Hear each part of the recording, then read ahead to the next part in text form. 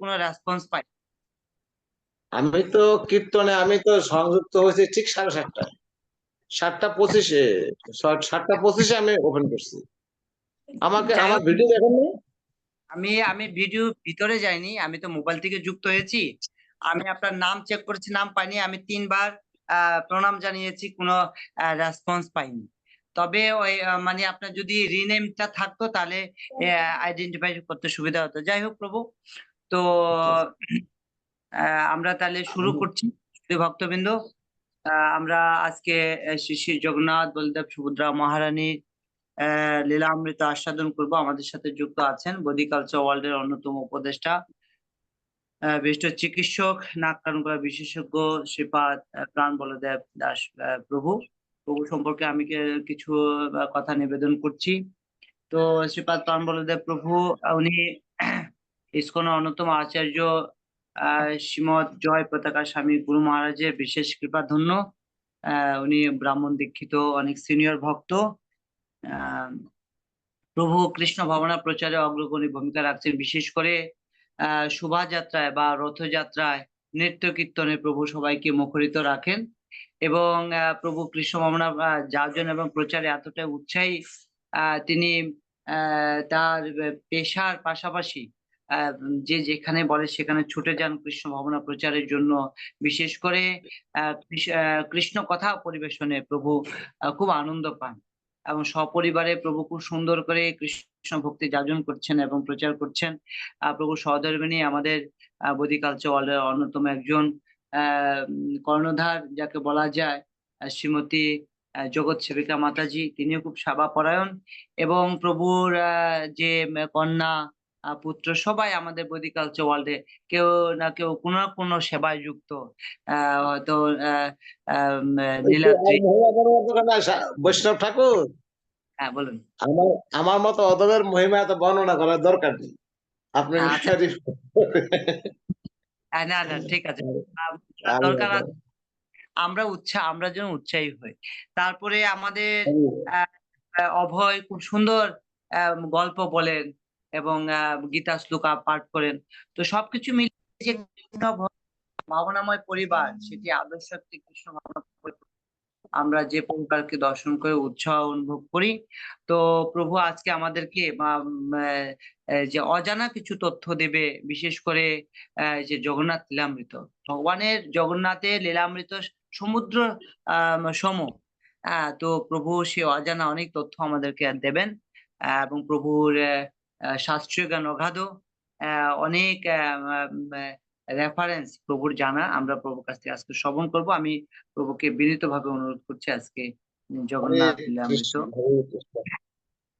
আমি সর্বপ্রথমে বাঞ্ছা বৈষ্ণবের প্রণাম জানাচ্ছি সমস্ত বৈদিক কালচারাল ওয়ার্ল্ডের ভক্তবৃন্দ, ভক্তমন্ডলী, মাতৃমন্ডলী শ্রীচরণে বাঞ্ছা কল্পতরুভৎস কৃপা সিন্ধু ব্যবচ পতিতানাং পাবনেভ্যো বৈষ্ণবেভ্যো নমো নমঃ। আসলে আমার বাসায় সবকিছু অগোছালো, প্রভু তা জানেন। মানে বাসায় এমন লাইটও ইনসাফিসিয়েন্ট, এভরিথিং ইজ ইনসাফিসিয়েন্ট, কোনো একটা কিছু গোছালো না। বাসায় ঢুকাটাও খুব কষ্টকর। আমার বাসায় প্রভু আসলে বুঝতে পারতেন হন অবস্থাটা কি। এটা আর্লি স্টেজ, প্রভু যে কৃপা করে আমাকে এখনো স্মরণে রাখছেন, তার জন্য প্রভুকে আমার পক্ষ থেকে অনেক অসংখ্য ধন্যবাদ। আসলে অনেক সময় হয়ে গেছে, 8টা বেজে গেছে, কতটুকু বলতে পারবো, সময় কতটুকু প্রভু?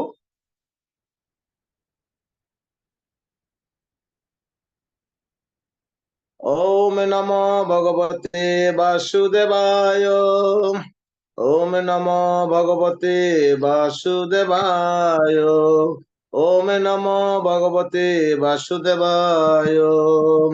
ওম অজ্ঞানতিমিরান্ধস্য জ্ঞানাঞ্জন শলাকয়া চক্ষুষুরং মিলিতং যেন তস্मै শ্রী গুরুবে নমঃ। শ্রী চৈতন্য মনোভীষ্টং স্থাপিতং যেন ভূতলে স্বয়ং রূপ কদাময়ং দদাতি স্বপদান্তিকম। নময়ং বিষ্ণুপাদায় কৃষ্ণ পৃষ্ঠায় ভূতলে শ্রীমতে ভক্তিবেদান্ত স্বামিনিতি নামিনে। নমস্তে সরস্বতী দেবে গৌরবাণী প্রচারিণে নির্বিশেষ শূন্যবাদী পাশ্চাত্য দেশতারিণে। হে কৃষ্ণ করুণা সিন্ধু দীনবন্ধু জগৎপতে গোপেশ গোপিকা কান্ত রাধা কান্ত নমস্তুতে তপ্ত কাঞ্চন গৌরাঙ্গী রাধে বৃন্দাবনেশ্বরী বৃষভানুসুতে দেবী প্রণমামি হরিপ্রিয়ে নীলাচল নিবাসায় নিত্যায় পরমাত্মনে বলভদ্র সুভদ্রাবাং জগন্নাথায়তে নমো নমঃ। জয় শ্রীকৃষ্ণ চৈতন্য প্রভু নিত্যানন্দ শ্রী অদ্বৈত গদাধর শ্রীবাসদি শ্রী গৌরভক্ত বৃন্দ। হরে কৃষ্ণ কৃষ্ণ কৃষ্ণ হরে হরে হরে রাম রাম রাম হরে হরে। বঞ্চকল্পতরুভ্যশ্চ কৃপা সিন্ধু ব্যবচ পতিতানাং পাবনেভ্যো বৈষ্ণবেভ্যো নমো নমঃ। হরে কৃষ্ণ। হরে কৃষ্ণ হরি প্রভু। বল। আমাদের সাথে আজকে 30 জন ভক্ত যুক্ত আছেন। তো সব ভক্তরাই যে আপনার শ্রীমুখ থেকে শ্রবণ যেহেতু করবে, আমরা কমপক্ষে 1 ঘন্টা শ্রবণ করব। তারপরে আপনি যে কৃপা করতে চান আরো 10 মিনিট আমরা আমার মোবাইলে চার্জ আছে 25%। জানি না কৃষ্ণ যদি এক্সটেন্ড করেন আমার কোনো আপত্তি নেই। আমি 1 আওয়ার কি 2 আওয়ার বা 3 আওয়ার এটা কোনো ফ্যাক্টর না। ওকে, এখন ঠিক মোবাইলে আছে। চার্জ যতক্ষণ থাকে আমি আছি। হরি বল, হরি আশীর্বাদ করেন। চার্জ যেন দীর্ঘায়িত হয়। আচ্ছা, হরি বল। What is the purpose of this the cultural world? What is the aim of our a group Zoom discussion? এই জুম ডিসকাশনের উদ্দেশ্যগুলা কি কি? What is the main purpose? What is the aim of our life? Jagannath আসছেন, কৃষ্ণচন্দ্র ভগবান, গৌরচন্দ্র ভগবান, রামচন্দ্র ভগবান সবাই আসছেন, আবার জগন্নাথ দারু ব্রহ্ম হিসেবে আসছেন। এই যে ভগবানের আমাদের এর মধ্যে আমাদের আত্ম উপলব্ধি অবস্থানটাকে বের করে নিয়ে আসাটা হলো আমাদের এই বৈদিক পারস্পরিক আলোচনার মূল উদ্দেশ্য। মূল উদ্দেশ্যটা হলো সেলফ রিয়েলাইজেশন, আত্ম উপলব্ধির পন্থাকে বের করে নিয়ে আসা। কারণ ইন দ্য এরা of Kaliyuga it is very difficult. মানুষ বিভিন্ন ধর্মের দিকে ধাবিত হচ্ছে। কেউ শিবের উপাসনা করে, কেউ দেবতার উপাসনা করে, কেউ ভগবানের উপাসনা করে। What is the actual purpose? মানে আমরা এমন একটা we are living in a very unique world. আমরা বৈজ্ঞানিক অত্যন্ত উৎকর্ষতার যুগে বসবাস করছি, যেখানে অবস্থাটা হচ্ছে কুকিং বিকাম ফায়ারলেস। আমরা রান্না বান্না করি, এখন দেখেন যে এমন রান্না করা হয় চুলায় আগুন দেখা যায় না। Technology become wireless. আগে ডায়ালিং করতাম আমরা ডিজিটাল ফোন দিয়ে, এখন টেকনোলজি তারবিহীন হয়ে গেছে। ফুড বিকাম ফ্যাটলেস, খাওয়া দাওয়া এখন চর্বিবিহীন হয়ে গেছে। Sweet become sugarless, youth become aimless, people become jobless, hence life is meaningless. To add more meaning our life, this is the aim of our Vedic cultural world, এবং this is the aim of Zoom discussion. আমাদের পারস্পরিক মানে মানে আধ্যাত্মিক অনুপ্রেরণাকে জাগিয়ে তোলাটার উদ্দেশ্য, main কাহিনী হলো এই জুম ক্লাস, যেটা লকডাউন পিরিয়ড থেকে শুরু হয়েছে। হরে কৃষ্ণ। তো এটা আমাদের ধরে রাখতে হবে। আধ্যাত্মিক জীবন ছাড়া আমাদের জীবনে কোনো মূল্য নাই।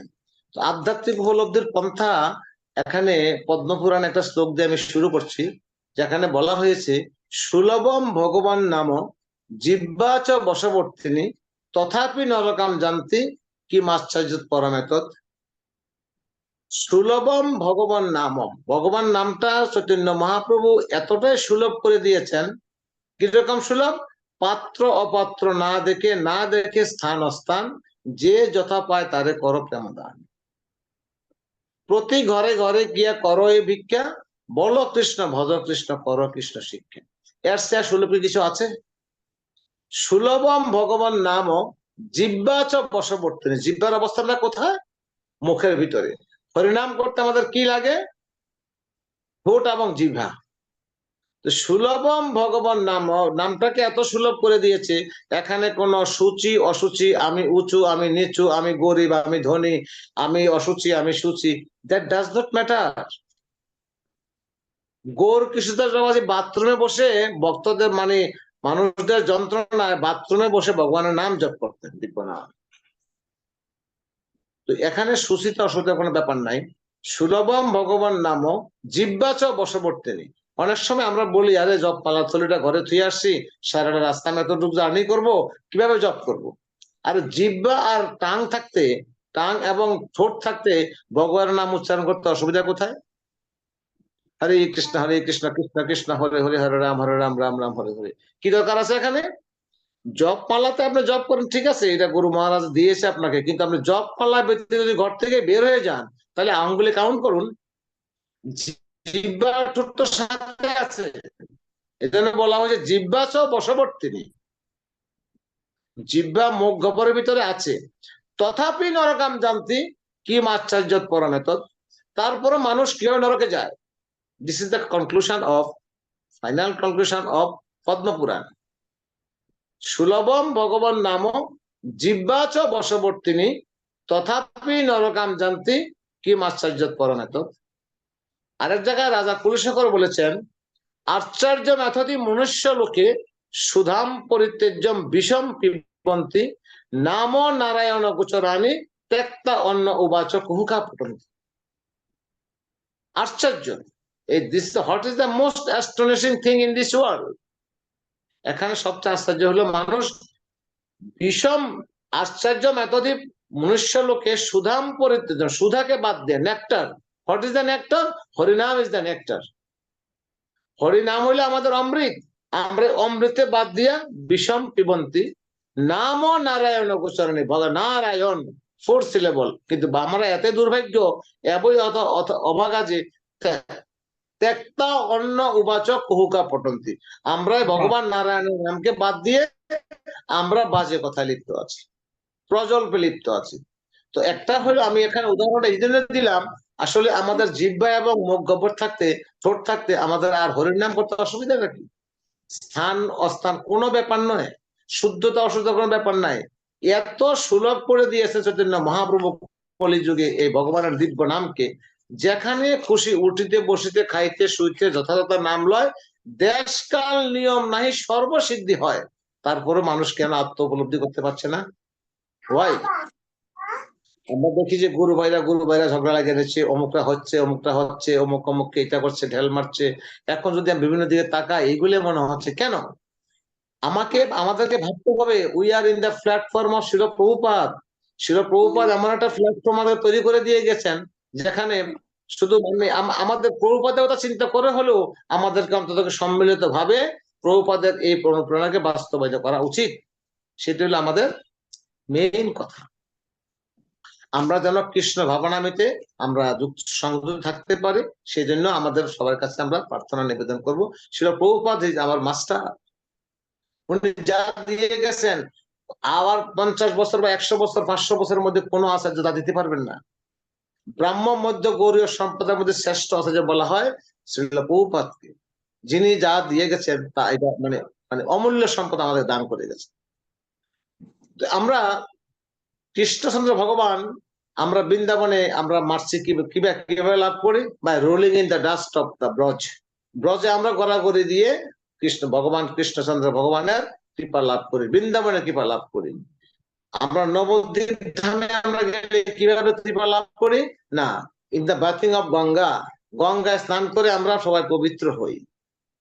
কিন্তু আবার এখন এগুলা তো আমরা কলিযুগের যে নাম কি? হরিনাম সংকীর্তন। কলিযুগের যুগ হরিনাম সংকীর্তন। সত্য যুগে ছিল ধ্যান, ধ্যানের মাধ্যমে আমরা ভগবানকে হৃদয়ে উপলব্ধি করতে পারতাম। দ্রাপর যুগে ছিল, ত্রেতা যুগে ছিল যজ্ঞের মাধ্যমে আমরা ভগবানকে উপলব্ধি করতে পারি। আর দ্রাপর যুগে ছিল অর্চন, কলিযুগ হইল নাম সংকীর্তন, ভগবানের নাম এবং ভগবানের কীর্তন সংকীর্তন করা। এই দেখা যাচ্ছে যে জীব এতটাই আত্মবলা হয়ে গেছে, ভগবানের দিব্য নামও তাদের রুচি হয় না। নাম জপ করছে, মানুষ ঘুমাচ্ছে। ইভেন কি কীর্তনও করছে, মানুষ তাও দাঁড়া ঘুমাচ্ছে, তাও দেখা যায়। প্রেম ধ্বনি দিচ্ছে, প্রেম ধ্বনি দিচ্ছে অষ্টাঙ্গ ভক্তিতে, এর মধ্যে ঘুমিয়ে গেছে অনেকে। কিন্তু একটা জিনিসে জগন্নাথ দেখলেন যে না, কোন জিনিসটাতে মানুষের ঘুম আসে না? সবচেয়ে ইজিয়েস্ট মেথড আর easiest earliest and quickest method to self realization, আত্মোপলব্ধির। জগন্নাথ ভাবলেন তোমাদের কোনো কিছু দরকার নাই, give up everything, live up everything, come to me, আমাকে দর্শন করো। এবং eating mahaprasadam, Jagannath through the only prasadam এর মাধ্যমে জগন্নাথ আমাদেরকে কৃপা করছেন। জগন্নাথের মহিমা, সর্বোচ্চ মহিমা হলো জগন্নাথ পুরী ধামে যাও, আমার লীলা কথা শ্রবণ করো বা না করো, আখণ্ড পুড়িয়ে প্রসাদ খাও, তখন কৃষ্ণ প্রেম লাভ হয়ে যাবে। Jagannath is so merciful. Chaitanya Mahaprabhu তো মার্সিফুল, পতিত পাবন বলা হয়, জগন্নাথকে বলা আরো মোর দেন চৈতন্য মহাপ্রভু। এইখন আমরা দেখতে পাই ভগবান দারু ব্রহ্ম হিসেবে আবির্ভূত হয়ে, উনি আসলে যেমন কৃষ্ণচন্দ্র ভগবান আসতেন শ্রী শ্রী সুতবার আহ্বানে, গৌরচন্দ্র ভগবান আসতেন শশী মাতা জগন্নাথ মিশ্র আহ্বানে, ত্রেতা যুগে রামচন্দ্র আছেন দশরথ কৌশল্যের আহ্বানে। কিন্তু এই জগন্নাথকে কে আহ্বান করছে? হু ইনভোক জগন্নাথ? জগন্নাথের এই আবির্ভাবের জন্য কার বেশি ভূমিকা ছিল? এই কলিযুগে যে আমরা জগন্নাথকে লাভ করছি, জগন্নাথ কিভাবে কার মাধ্যমে আসবেন? জগন্নাথ আসলে আসছেন চারজনের ডাকে specially. Number one, Brahma. Brahma কিভাবে জগন্নাথকে উপলব্ধি মানে কিভাবে আনলেন এই ধরাধামে? ব্রহ্মা দেখছেন আমি তো সেকেন্ডারি ক্রিয়েটর, আমি তো জীব সৃষ্টি করছি, কিন্তু জীব তো কষ্ট পাচ্ছে এই জড়জগতে। জন্ম, মৃত্যু, জরা, বেদি, আদি দৈবিক, আদি ভৌতিক, আধ্যাত্মিক, এই 7 ধরনের কষ্টে মানুষ জর্জরিত। আমার এই সৃষ্টির মূল উদ্দেশ্য কি? আমার সৃষ্টির মূল উদ্দেশ্য হলো জীবকে ভগবত ধামে মানে তাদের আত্ম উপলব্ধির মাধ্যমে ভগবত ধামে ফিরিয়ে নিয়ে যাওয়া। কিন্তু তা তো করতে পারছি না। আমি যে জীব সৃষ্টি করছি সেখানে জীব আরো অনেক কষ্ট পাচ্ছে। 7 ধরনের সাফারিংস আমরা ভোগ করতেছি, যদিও আমরা অনেকে উপলব্ধি করি না। জন্ম, মৃত্যু, জরা, ব্যাধি is very very crucial period. এটাতে বেরিয়ে আসা অত্যন্ত ডিফিকাল্ট। দৈবী ভাষা গুণময়ী মম মায়া দূরত্বয়া। আমার মায়া শক্তি, মামা দেবী বলছেন আমার মায়া শক্তি এতটাই প্রকট কলিযুগে, এখান থেকে বেরিয়ে আসা খুব ভেরি ডিফিকাল্ট। দৈবীষা গুণময়ী মম মায়া দূরত্বয়া মাম এব যে প্রবদ্ধন্তে। দেবী দুর্গা দেবী বলছেন, বিমলা দেবী বলছেন মাম এব, যিনি আমার কাছে প্রপত্তি নিবেদন করছেন, আই উইল রিলিভ হিম। কিন্তু ভগবানের কাছে আত্মনিবেদন করার আগে আগে মায়া দেবীর কাছে আত্মনিবেদন করতে হবে। হ্যাঁ, I will come out from this material designation. এভাবে ব্রহ্মা দেখছেন যে আমি এই সৃষ্টির উদ্দেশ্য কি? যদি আমি জীবকে মুক্তি লাভ করতে না পারি, মুক্তি দিতে না পারি, তাহলে সৃষ্টি করে লাভ কি? ব্রহ্মা ধ্যানস্থ হলেন। ধ্যানস্থ ভাবলেন, তখন বিষ্ণু এসে সামনে হাজির হলেন। তোমার প্রার্থনা কি হে পুত্র? বলো তোমার সমস্যা কি? হে প্রভু, আমি তো জীব সৃষ্টি করতে দায়িত্ব দিয়েছেন, আমি সৃষ্টি করছি, কিন্তু মানুষ তো মুক্তি লাভ করছে না। মানুষ আপনার কাছ থেকে মুখ ফিরিয়ে নিচ্ছে। মানুষ জড়জাগতিক কর্মকাণ্ডে মানুষ অত্যন্ত ভাবে আকর্ষিত হয়ে পড়ছে। তো আমি কিভাবে মানে জীবকে এই মুক্তিদান লাভ করতে পারি? তো বিষ্ণু বলছেন দেখো, যদি মুক্তি লাভ করতে এই ধরাধামে একটি মাত্র স্থান আছে, সেটা হলো নীলাচল ধাম। নীলাচলের নীলগিরি, নীল পর্বত, নীলাচল, নীল মাধব, নীলগিরি। নীলাচলের নীলগিরিতে নীল মাধব এখানে আবির্ভূত হয়েছে পুরী ধামে। ওই ট্র্যাক্ট অফ ল্যান্ড সমস্ত আমার নিত্য শাশ্বত ধাম। ওখানে যদি তুমি তাকে দর্শন, জীবকে নিয়ে আসতে পারো, তাহলে জীব অনায়াসে মুক্তি লাভ করবে। ব্রহ্মা বললেন তথাস্তু। তো ব্রহ্মা বুঝতে পারলেন যে ব্রহ্মার ডাকে জগন্নাথ আবির্ভূত হলেন। সেকেন্ড, কার নামে আর একটা সেকেন্ড কে? নারদ মুনি। নারদ মুনি কিভাবে জগন্নাথকে মানে এই ধরাধামে নিয়ে আসলেন? এটা দ্বাপর যুগে লীলা আমরা দেখতে পারি। নারদ মুনি আকাশ পথ দিয়ে যাচ্ছিলেন, তখন নারদ মুনি কি দেখলেন যে না, একটা স্থানে মানে রোহিণী, মাতা রোহিণী মানে দ্বারকার মহিষীদেরকে 16,108 জন মহিষীদেরকে নিয়ে একটা সভাকক্ষে উনি কৃষ্ণের বৃন্দাবন লীলার কথা স্মরণ করাচ্ছেন। কার কাছে? মানে দ্বারকার মহিষীদের কাছে। কেন এটা স্মরণ করাচ্ছেন? দ্বারকার মহিষীরা সবসময় দেখেন কৃষ্ণ সবসময় রাত্রেবেলা শ্রী রাধে মানে মানে রাধে, অর্জুন, সুবল, বিভিন্ন সখাদের নাম করে রাত্রেবেলা লাফ দিয়ে ওঠেন ঘুম থেকে। ললিতা, বিশাখা, বিভিন্ন সখা সখীদের নাম করে লাভ দিয়ে ওঠেন। তো বিকাল বেলায় একদিন সমস্ত মহিষীরা একত্র হচ্ছেন, এই দেখো তোমার কৃষ্ণ কি রাত্রে এইরকম কিছু বলে? হ্যাঁ হ্যাঁ। হঠাৎ করে সে রাধে, সুবল, মধুমঙ্গল এগুলাকে লাভ দিয়ে ওঠে ঘুম থেকে। আসলে কৃষ্ণের বৃন্দাবন লীলার কথা স্মরণ হয়। তো এই লীলা শ্রবণ করে তখন সব মহিষীরা বলছে এগুলোর কারণটা কি? What is the cause? Krishna এটা করে কেন করে? এই যে যাদের নাম বলা হয়েছে তারা ছিল কৃষ্ণের বৃন্দাবন লীলার সঙ্গী, ব্রজবাসীরা, ব্রজগোপীরা, ব্রজ গোপরা। তো তখন বলছে এই বৃন্দাবন লীলা কে অবলোকন করেছে?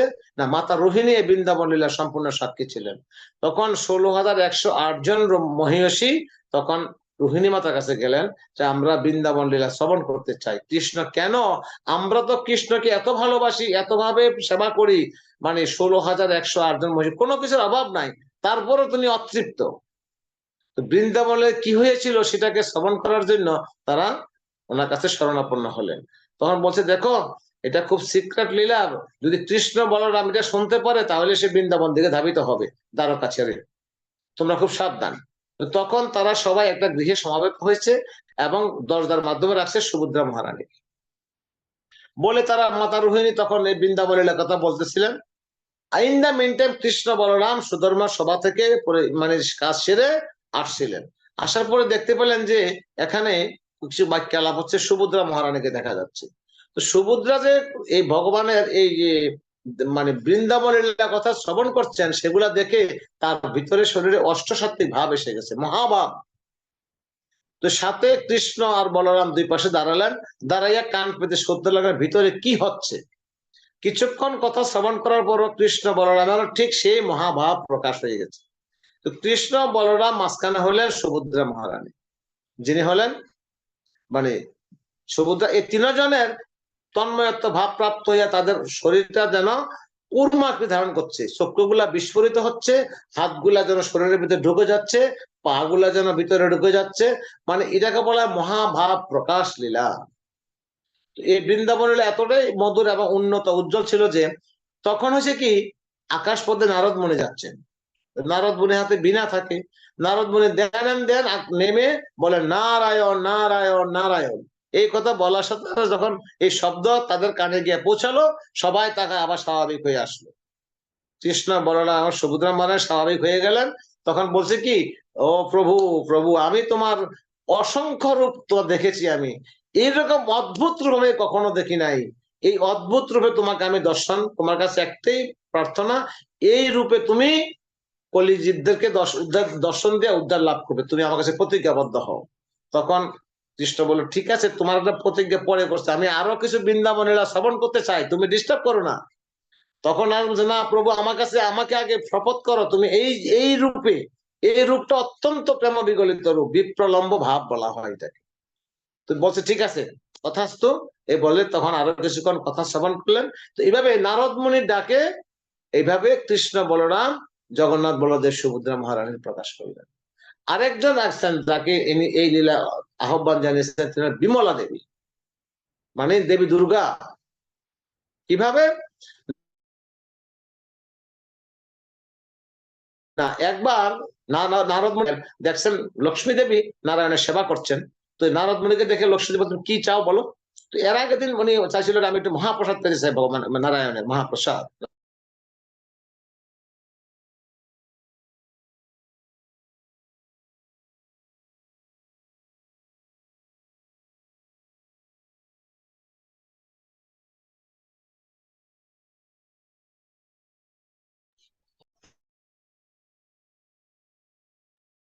বলছো তোমার প্রসাদ তোমার প্রসাদ তো বাইরে যাওয়ার জন্য তুমি নিষেধ করেছো 2 দিন, কিন্তু আমি তো নারদকে কথা দিয়ে ফেলছি। ও আচ্ছা ঠিক আছে। তখন নারায়ণ বলছে ঠিক আছে, তুমি একটা কাজ করো, আমি একটার সময় একটু অন্যমনস্ক হব, তখন আমার অলক্ষ্যে তুমি আমার পাত্ররানী নারদ মুনিকে দিয়ে দিও। ব্যাস, সমাধা শেষ হয়ে গেল। ভগবান তো হলে সরাট পুরুষ, তিনি তার কোন পরিকল্পনা কোনো শেষ নাই। তখন বলছে ঠিক আছে প্রভু। তো এইভাবে নারদ মুনিকে মানে লক্ষ্মী দেবী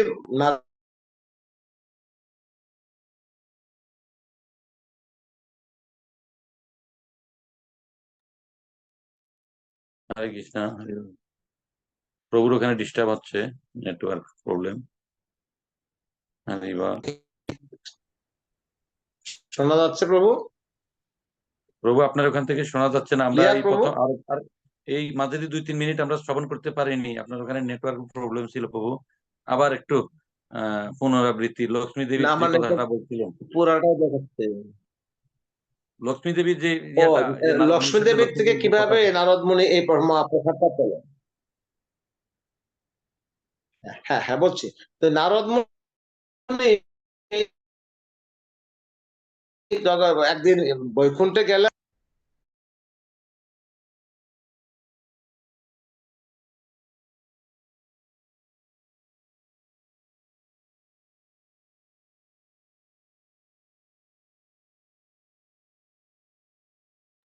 হরিবার হরে কৃষ্ণ। যদি গৌর ভক্তবৃন্দ আমরা অপেক্ষা করি, প্রভুর এখানে নেটওয়ার্ক প্রবলেম। হরে কৃষ্ণ। তো নারদ মানে এখন শোনা আছে প্রভু? এখন শোনা যাচ্ছে। আমরা আপনার এখান থেকে খুব ডিস্টার্ব করছে, আমরা এই জন্য শ্রবণ করতে পারছি না প্রভু। আচ্ছা, তো নারদ মুনি একদিন বৈকুণ্ঠে গেলেন, যাওয়ার পরে লক্ষ্মীদেবী বললেন তুমি কি চাও বলো অবশ্য। নারদ মুনি বললেন যে আমি ভগবানের প্রসাদ পেতে চাই। তো তখন লক্ষ্মীদেব ঠিক আছে তথাস্তু। তো তার দুদিন আগে নারায়ণ নিষেধ করেছিলেন তার প্রসাদ যেন বাইরে কোথাও না যায়, কিন্তু লক্ষ্মীদেবী সেই কথা আর স্মরণ ছিল না। তখন লক্ষ্মীদেবী নারায়ণের সেবা করছেন, সেবা করার সময় লক্ষ্মীদেবীর দেখছেন মনটা একটু খারাপ। নারায়ণ দাদু দেখতে পাচ্ছেন, তখন জিজ্ঞাসা করলেন তোমার মন খারাপ কেন? দেখো তুমি তো বলেছিলে গতকালকে তোমার প্রসাদ যেন বাইরে কোথাও না যায়, কিন্তু আমি তো একটা ভুল করে ফেলছি। কি ভুল করছো? আমি নারদ মুনিকে কথা দিয়ে ফেলছি। নারদ মুনি গ্রেট ডিভোটি, এখন তার তো আমার তো অপরাধ হয়ে যাবে ভক্তের চরণে। তো এখন এই কথা দিয়ে ফেলছো তো ঠিক আছে। তখন নারায়ণ বলছে ঠিক আছে, আমি একটা সময় একটু অন্যমনস্ক হব, অন্যমনস্ক হলে আমি যেন তুমি তখন পাত্রটা সরিয়ে নিয়ে যাবে, আমার ভুক্ত অবশিষ্টটা তুমি সরিয়ে নিয়ে নারদকে দিবা। তো নারদকে দেওয়ার পরে নারদ এই প্রসাদ পেয়ে তার দিব্য উন্মাদনা শুরু হয়ে গেছে, ভগবানের প্রসাদ পাইছে। সমস্ত পৃথিবী নারায়ণ নারায়ণ ভগবানের নাম কীর্তন করতে করতে উনি একটা সময় কৈলাসে গিয়ে প্রবেশ করলেন। তো কৈলাসে শিব ঠাকুর অবস্থান করে, শিবের সাথে নারদ মুনির খুব ভালো সম্পর্ক। তো শিব ঠাকুর জিজ্ঞাসা করে তুমি আজকে এত উৎফুল্ল কেন, এত প্রফুল্ল কেন, তোমার শরীরে এরকম বিকার ভাব কেন? আমি তো অনেক কিছু লক্ষণ করতেছি তোমার শরীরের ভিতরে। না, আমি বৈকুণ্ঠ থেকে নারায়ণের প্রসাদ পেয়েছি। তুমি আমার বন্ধু মানুষ হয়ে আমাকে একটা কোনো প্রশ্ন আমার জন্য আনলে না? দেখো আমি সবটাই খেয়ে ফেলছি মনের ভুলে, আমি আর জানি না। তখন বলছে ঠিক আছে। তখন তার শিব ঠাকুর নারদ মুনির নখ পরীক্ষা করতেছে, নখের কোনায় নিয়ে একটু প্রসাদ লেগে আছে, তো একটা নখের কোনার ভিতরে প্রসাদ লেগে আছে। তখন শিব ঠাকুর বলে ঠিক আছে তোমার মুখটা আঙ্গুলটা আমার মুখে ঢুকিয়ে দাও। চুষে ওই প্রসাদটা পেলেন। আসলে মহাপ্রসাদ তো এক কণা পেলেই হয়, তার দিব্য ভাবে থাকা যায় না। তখন শিব ঠাকুর এই একটু কণা মহাপ্রসাদ পেয়ে তখন আনন্দে আবার উদ্বেলিত, মানে শিব যেভাবে নৃত্য করছে মনে হয় তাণ্ডব লীলা শুরু হয়ে গেছে, মনে হয় যেন পৃথিবী ধ্বংস হয়ে যাবে। তখন অনেক মুনি ঋষিরা এসে দেখলেন যে শিবকে থামানো যাচ্ছে না, খবর দিলেন মাতা পার্বতীকে। তখন পার্বতী আসাতে শিব একটু শান্ত হলেন। বলো তোমার কি হয়েছে আজকে, তুমি কি কারণে আজকে এরকম করছো? তখন শিব পার্বতীর কাছে সত্য কথা বলো, আমি নারদ মুনির কাছ থেকে একটু মহাপ্রসাদ পেয়েছি। ও, তুই মহাপ্রসাদ পেয়ে তুমি আজকে উন্মাদনায় ভুগছো? আমি তোমার অর্ধাঙ্গিনী, আমাকে আমার জন্য একটু স্মরণ করলে না তোমার? আমি তোমার সবসময় তোমার সুখে দুঃখে সবসময় তোমার পাশে থাকি। তখন পার্বতী দেবী রাগ করলেন। পার্বতীর রাগ করছে, পার্বতীর রাগ আর কে থামায় এখন? পার্বতী শুরু করছেন অ্যাকচুয়াল তাণ্ডব নৃত্য। পার্বতীর তাণ্ডব নৃত্যে ব্রহ্মা শিব মানে মুনি ঋষি বিভিন্ন দেবতারা এসে কেউই কোনো সমাধান করতে পারলো না। তখন তারা সবাই স্বয়ং নারায়ণকে অভিনন্দন জানাইছে। নারায়ণকে অভিনন্দন, নারায়ণ এই মর্তলোকে স্বর্গলোকে আসলেন। আসার বলে বলছে তোমার কি, হে পার্বতী দেবী তোমার কি সমস্যা বলো আমাকে। না, আমি তার মানে বক্ষ বিলাসিনী, সবসময় তার প্রতি সেবা করে আসছে একনিষ্ঠ ভাবে, সে আমাকে বাদ দিয়া তোমার মহাপ্রসাদ পেয়েছে। তো সে এক কোণা পেয়েছে, ঠিক আছে আমি তোমাকে দুইটা পাত্র দেব। না, তারপর 3টা পাত্র দেবো, তোমার 2 পুত্র কার্তিক আর গণেশ আর পার্বতী, 3টা পাত্র মহাপ্রসাদ দেব। তখন মাতা পার্বতী বলছেন না, এই পৃথিবীর এই জড়জগতে যারা আছে সবাই আমার পুত্র এবং কন্যা, স্থলচর কি জলচর কি উদ্ভিদ কি প্রাণী সমস্ত 84 লক্ষ প্রজাতি জীবে আমার সন্তান, মাতা পার্বতীর সন্তান। আর পিতা হলেন শিব ঠাকুর। তার মাধ্যমে এটা একটা সুন্দর কাহিনী আছে। এই 84 লক্ষ প্রজাতির জীবের জন্য মহাপ্রসাদ সুলভ করতে হবে এবং সহজলভ্য করতে হবে। মাতা পার্বতী এমন ভাবে প্যাঁচ দিলেন নারায়ণকে, নারায়ণ আর সরার রাস্তা নেই। হে প্রভু তুমি শপথ করো আমার কাছে, তুমি আমাকে কথা দাও, তুমি কলিযুগে এই মহাপ্রসাদ জীবের উদ্ধারের জন্য করতে হবে। তখন নারায়ণ কোনো কথা না দিয়ে, নারায়ণ ভাবছিল 3 প্লেট দিলে পার্বতী খুশি হবে, 2টা 2 পুত্রের জন্য আর একটা হলো পার্বতীর জন্য। না না, এই পৃথিবীর সমস্ত জীব আমার সন্তান, আমি তাদেরকে উদ্ধারের জন্য এই মহাপ্রসাদ দরকার। তখন বলছে ঠিক আছে, কলিযুগে আমি এইভাবে আসবো, দারু ব্রহ্মরূপে আসবো, এবং আমার যে মন্দির তৈরি করা হবে এই মন্দিরের কুটিয়ারের ভিতরে তোমারও মন্দির থাকবে। প্রসাদটা যখন আমাকে দেওয়া হবে তখন আমি সেটা ভোগ করার পরে যেটা হবে সেই প্রসাদটা সরাসরি তোমার কাছে যাবে, তখন এটা মহাপ্রসাদ নাম হবে। ভগবানের যেটা ভোজন করে সেটা হলো প্রসাদ, আর তার প্রসাদটা যিনি ভক্ত, শুদ্ধ ভক্ত যিনি গ্রহণ করেন সেটা হলো মহাপ্রসাদ। এই জন্য বিমলা দেবীকে অপার করে সমস্তরা পরে মহাপ্রসাদ এই সারা পৃথিবীতে প্রসারিত হচ্ছে। This is the factor of Bimala Devi. Next factor, Raja Indradyumna কিভাবে জগন্নাথকে, এই 4 জনেই জগন্নাথকে প্রার্থনা করেছিলেন। রাজা ইন্দ্রদ্যুম্ন তো সবাই জানেন, আমি একটু সংক্ষেপে বলছি। মহারাজা ইন্দ্রদ্যুম্ন ধার্মিক রাজা ছিলেন এবং ভগবান বিষ্ণুর প্রতি অত্যন্ত অগাধ তার ভক্তি ছিল। উনি মানে উনি কোনো সম্পদের আকাঙ্ক্ষী ছিলেন না, রূপ রস মানে যশ মান খ্যাতির ওনার কোনো চাহিদা ছিল না। উনি চাচ্ছিলেন মনুষ্য জীবনে আত্ম উপলব্ধির পন্থাটাকে বের করে নিয়ে আসার জন্য। উনি ভগবান কোথায় অবস্থান করছেন সাক্ষাৎ দর্শন করার জন্য রাজা ইন্দ্রদ্যুম্ন অত্যন্ত বিচলিত হলেন। ধরাধামের কোথাও না কোথাও ভগবান বিরাজ করছে। তো এইভাবে ধর্মসভা উনি ডাকলেন, সমস্ত পুরোহিতকে ডাকলেন, সমস্ত পণ্ডিতদেরকে ডাকলেন। ডাকার পর বলছেন এই ধরাধামের কোথাও না কোথাও ভগবান অবস্থান করছেন, আমি দর্শন করতে চাই। তখন সবাই, এর মধ্যে বিদ্যাপতি নামে ছিলেন প্রধান রাজ পুরোহিত, উনি বলেন ঠিক আছে, আমি সবাই বেরিয়ে গেছেন মানে বিভিন্ন দিকে মানে ভগবানকে খোঁজার জন্য। তো বিদ্যাপতি তখন মানে এইভাবে সবার পল্লীতে গিয়া সবার রাজ বিশ্ব বসু থেকে এবং তার কন্যা ললিতাকে বিবাহ করে উনি গেলেন কোথায়, নীলগিরিতে গেলেন, মানে নীল মাধব যেখানে অবস্থান করছেন। তো এটাকে তাহা আর অনেক কাহিনী আছে, আমি খুব শর্ট করে ফেললাম এটাকে। তারপরে মানে সবরের বিশ্বাবসের সাথে উনি গেলেন নীলগিরি নীল পর্বতে নীল মাধবকে দর্শন করতে। তো তিনি দেখলেন যে কত সুন্দর ভাবে আর ভগবানের সেবা করছে, অত্যন্ত অপূর্ব বিগ্রহ মানে নীল মাধবের, মানে মানে ভাষায় বর্ণনা, উনি বিদ্যাপতি দেখে তিনি মানে মানে উনি চোখ ফিরাতে পারছেন না। তো তিনি আরো দেখলেন এই যে মানে ইয়ার পাশে এই নীলগিরির পাশে একটা কুণ্ড ছিল, সেটা হচ্ছে রোহিণী কুণ্ড। ওই রোহিণী কুণ্ডের ভিতরে দেখলেন একটা কাক হঠাৎ করে আকাশ থেকে মরে গিয়ে এই রোহিণী কুণ্ডে জলে পতিত হলো। পতিত হওয়ার ফলে সাথে সাথে উনি চতুর্ভুজ নারায়ণ হইয়া বৈকুণ্ঠ লোকে গমন করছে। এটা দেখে বিদ্যাপতি অত্যন্ত মানে স্টোন হয়ে গেলেন। নিজে বলেন ঠিক আছে, আমি তো আত্ম উপলব্ধির সর্বোচ্চ পন্থা পেয়ে গেছি, আমি এখন এই জলে ঝাঁপ দিয়ে আমি বৈকুণ্ঠ গতি লাভ করব। তখন এই দৈববাণী হলো, হে বিদ্যাপতি, তোমার এটা কর্তব্য ঠিক হবে না, তুমি এই সংবাদটা তোমার রাজা ইন্দ্র তোমাকে দিয়ে তারপরে তুমি যা করার করো। তুমি এখন মানে যদি দেহত্যাগ করো, তুমি যদি এইভাবে তুমি বৈকুণ্ঠ গতি লাভ করো, তাহলে এটা তোমার উচিত হবে না। তুমি এই খবরটা আগে বিদ্যা মানে ইয়াকে দাও, রাজা ইন্দ্রদ্যুম্নকে প্রদান করো, তারপরে তুমি তোমার সিদ্ধান্ত করো। তারপরে ফিরে আসলেন, দেখলেন এই বলা হয় যে এই রোহিণী কুণ্ড নাকি সমস্ত এই বিশ্ব ব্রহ্মাণ্ডের জলের প্রধান উৎস। আর এই জল এতটাই পবিত্র যে যে এই জল স্পর্শ করে তারই বৈকুণ্ঠ গতি লাভ হয়। তো তাহলে দেখতেছি আমরা পুরীধামের মাহাত্ম্য কত অপূর্ব, পুরীধামের লীলা কত সুন্দর।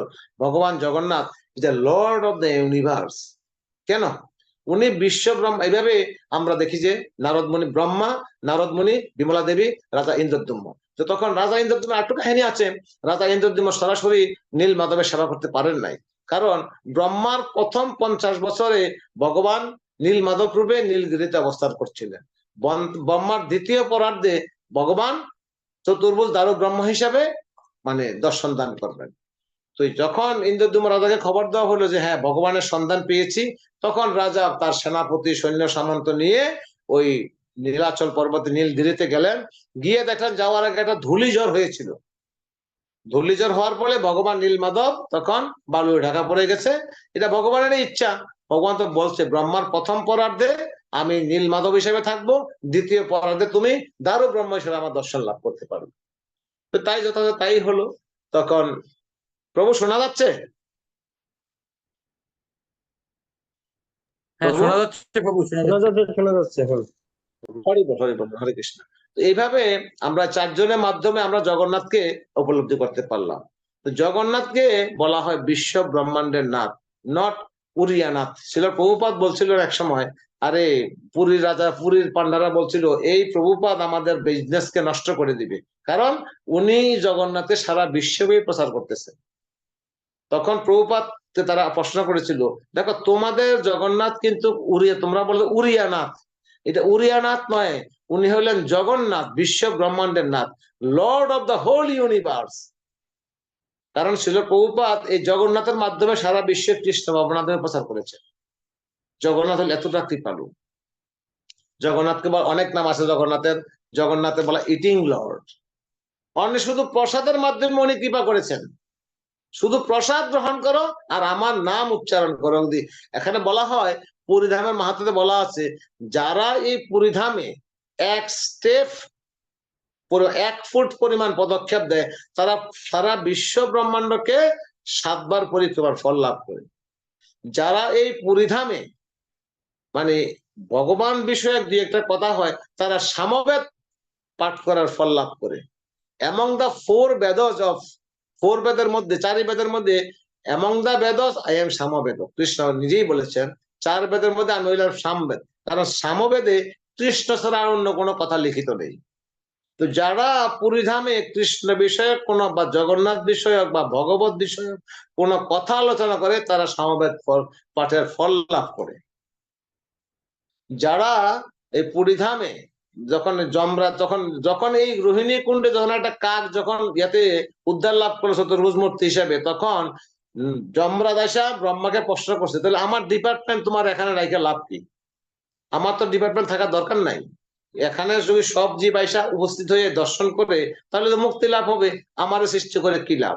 তখন ব্রহ্মা যমরাজ সহ গেলেন লক্ষ্মী দেবীর কাছে, নারায়ণ সহ।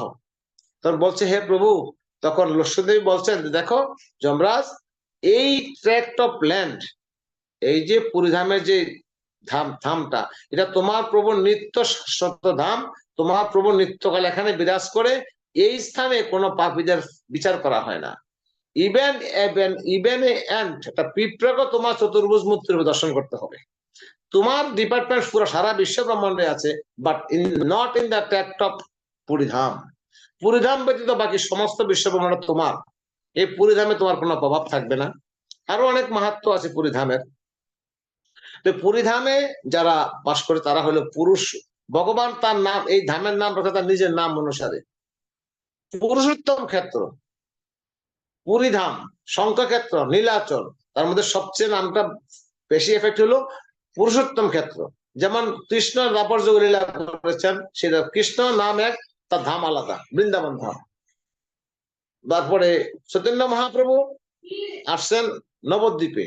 চৈতন্য মহাপ্রভুর নাম আর তার ধাম কিন্তু এক নয়, নাম এবং ধামের মধ্যে পার্থক্য আছে। নাম হলো পুরীধাম, নাম হলো নবদ্বীপ ধাম, কিন্তু ভগবান হলেন গৌরচন্দ্র ভগবান। সে ঠিক তেমনই রামচন্দ্র ভগবানের ক্ষেত্র, ভগবান রামচন্দ্র, তার ধাম হলো অযোধ্যা।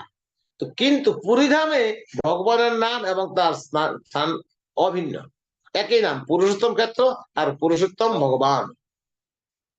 ভগবান জগন্নাথ এখানে পুরুষোত্তম নামে বিরাজিত। তো এই পুরুষোত্তম কেন বলা হয় তাকে, উনি সমস্ত ভগবানের মধ্যে কেন শ্রেষ্ঠত্বতা তার কি?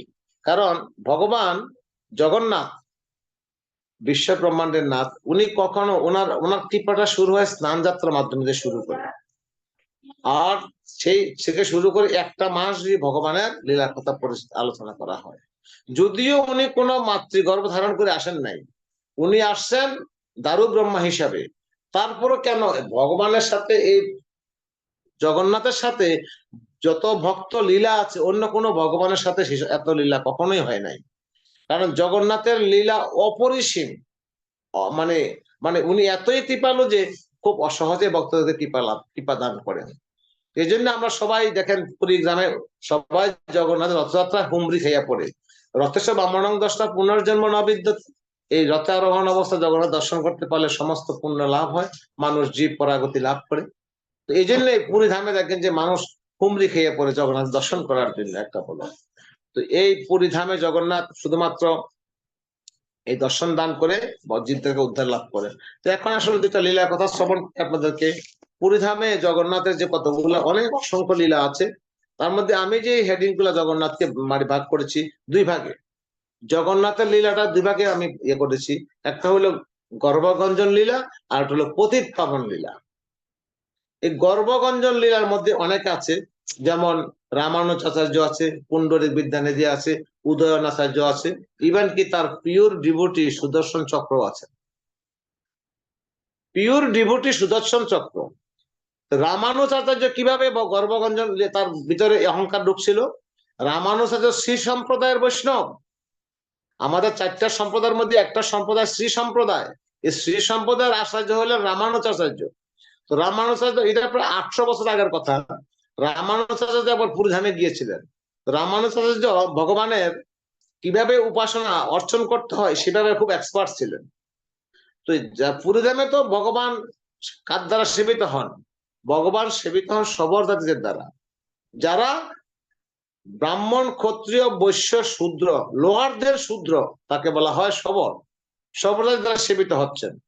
তো রামানুজাচার্য দেখলেন যে ভগবানের যে পূজা হচ্ছে, উনি পুরুষোত্তম ভগবান, রোজার পূজায় কোনো নিয়ম নীতি নাই।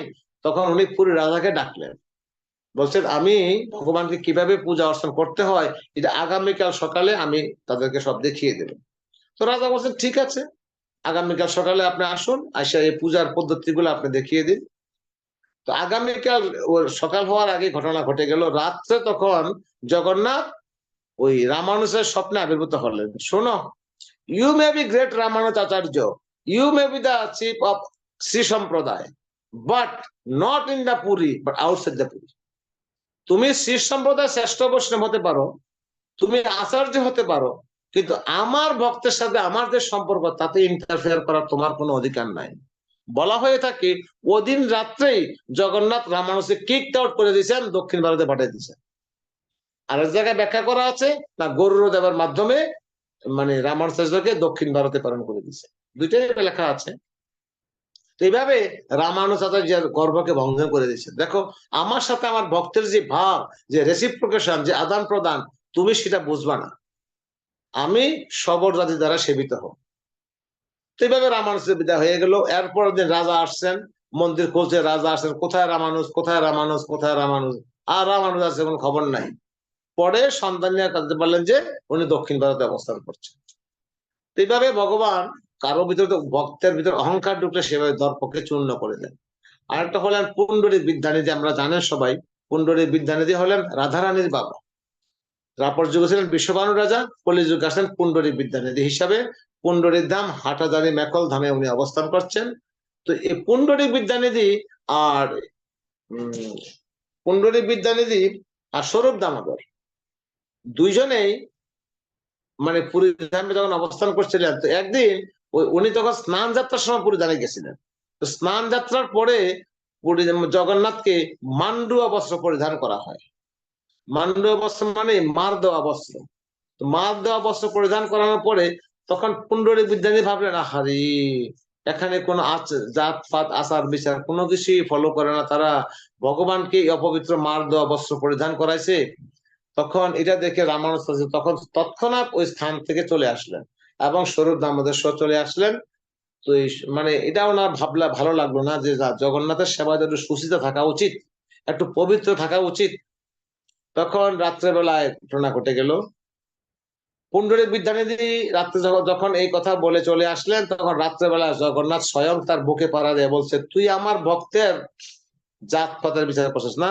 ডান গালে একটা চপেটাঘাত, বাম গালে একটা চপেটাঘাত দিচ্ছিল জগন্নাথ স্বয়ং। জগন্নাথ স্বয়ং তার ইয়েতে আঘাত দিচ্ছেন গালে। তো এইটা পরদিন যখন সকাল হয়ে গেছে, তারা তো সমুদ্র স্থানে যায় সকাল বেলায়। স্বরূপ দামোদর এবং পুণ্ডরিক বিদ্যানিধি দুজনেই সমুদ্র স্থানে যাইতেন, গঙ্গা স্থানে যাইতেন। তখন পুণ্ডরিক বিদ্যানিধি আর উঠছেন না, এমন আঘাত হচ্ছে গাল ফুলে একদম বালিশ হয়ে গেছে। তখন স্বরূপ দামোদর নিজে আসলেন পুণ্ডরিক বিদ্যানিধির কক্ষে, কিন্তু কক্ষ তো ভিতর দিয়ে বন্ধ। তখন অনেক আঘাত করলেন না, দরজা খুলছে না। তখন দরজা ভেঙে ঢুকলেন, ঢুকে দেখে পুণ্ডরিক বিদ্যানিধির গাল বালিশ হয়ে আছে ফুলে। তখন স্বরূপ দামোদর বুঝতে পারছেন, তারা তো অন্তর্জামী। স্বরূপ দামোদর বুঝতে পেরে তখন বলছেন, এই পুণ্ডরিক বিদ্যানিধি, তুমি আসলে প্রিয়র ভক্ত, ভগবানের শুদ্ধ ভক্ত। ভগবান স্বয়ং তোমার গালে এসে আঘাত দিয়ে গেছে, আমি তোমার মতো ভক্ত হতে পারলাম না। ওই যে তুমি বলছিলে তুমি কেন মান্ডুয়া বস্ত্র পরিধান করাইলো জগন্নাথকে, সেজন্য জগন্নাথ খুব করে মানে তাতে খুব খুব প্রকাশ করে তোমাকে এসে শাসাইয়ে গেলেন। তো তখন এটাকে স্বরূপ দামোদর ব্যাখ্যা করছে, তুমি অত্যন্ত ভাগ্যবান, ভগবানের হাতটা তোমার দোনো গায়ে লেগে আছে। এইভাবে ভগবান তার সুদর্শন মানে ভক্তদেরকেও কোনো অপরাধ করলে ক্ষমা করেন না। সেরকম ভগবানের ডান হাতে থাকে কি সুদর্শন চক্র। সুদর্শন চক্র, চক্র মানে সুদর্শন চক্র। চক্র যাকে বলা হয় চক্রধারী। ভগবানের একটা নাম হলো কি চক্রধারী। চক্র ফার্স্ট, তারপরে ধারী মানে হোল্ড করা। চক্র ফার্স্ট। সুদর্শনের একটা অহংকার হলো, আরে আমি তো ভগবানকে রক্ষা করি, I am the best among devotees, সমস্ত ভক্তের মধ্যে আমি হইলাম শ্রেষ্ঠ ভক্ত। সুদর্শনের এরকম একটা অহংকার তার ভিতরে যাচ্ছে। তখন জগন্নাথ তো অন্তর্যামী, তখন জগন্নাথ বললেন, সে সুদর্শন শোনো, তুমি ওই মহাসাগরের দক্ষিণ দিকে যাও, ওখানে একটা তপোবন আছে, ওখানে দেখবা যে হনুমান তপস্যা করছে, তুমি তাকে ডাকো। তো ভগবান হনুমানের আরাধ্য ভগবান হলেন রামচন্দ্র দেব। তখন সুদর্শন চক্র ভাবলো, আরে আমি হইলাম সবচেয়ে বড় ভক্ত, আমি নাকি হনুমানকে ডাকতে যাব, ভগবান কি এটা প্রতিজ্ঞা করলেন বুঝলাম না। ভগবান তো বলছে তার ভিতরে অহংকার স্থাপিত হয়েছে, ও বলছে চক্রধারী, আরে আমি ভগবান ধারী ফার্স্ট, চক্র ফার্স্ট, আর চক্রের পান প্রথম, আর পরে ধারী, ভগবান পরে আসেন, আগে হইলো আমার নাম। ভগবানকে বলা চক্রধারী। তো এখন গেলেন সমুদ্রের দক্ষিণ পাশে, গিয়ে বনে দেখলেন যে হনুমান তপস্যা করছে, জয় শ্রীরাম জয় শ্রীরাম জয় শ্রীরাম। হনুমান দিয়ে খবর দিলেন, হনুমান আসলেন, হনুমানের খবর দিয়ে তখন বলছে, তোমাকে তোমার ভগবান এখানে জগন্নাথ বলদেব সুভদ্রা মহারানী রামচন্দ্র ভগবান রূপে তোমাকে দর্শন দান করবে, তোমাকে আসতে বলছে। তো তখন হনুমান তো খুব অত্যন্ত খুশি হলেন, ভগবান রামচন্দ্র আমাকে ডাকছে। কিন্তু পুরী ধর্মে তো আমি জানি জগন্নাথ বলদেব সুভদ্রা সুদর্শন। তো এখন যেহেতু সুদর্শন গেছে ভগবানের একজন প্রিয় ভক্ত, রাম হনুমান আসতে বাধ্য।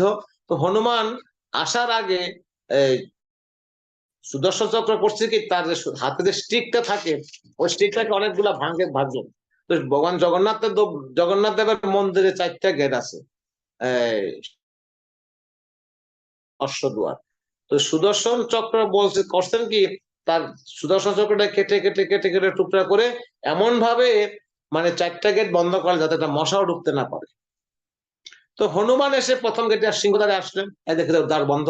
গেলেন সিংহদ্বার, অশ্বদ্বার, ব্যাঘ্রদ্বার, হস্তিদ্বার, সব দ্বার বন্ধ। তো ঢুকতে পারছে না হনুমান।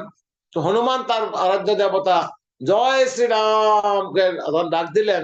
তখন জগন্নাথ দেব তাকে কি করলেন, আরো 6টা হাত দান করলেন। 6টা হাত কেন দান করলেন, ওটাকে বলা অষ্টভুজা হনুমান।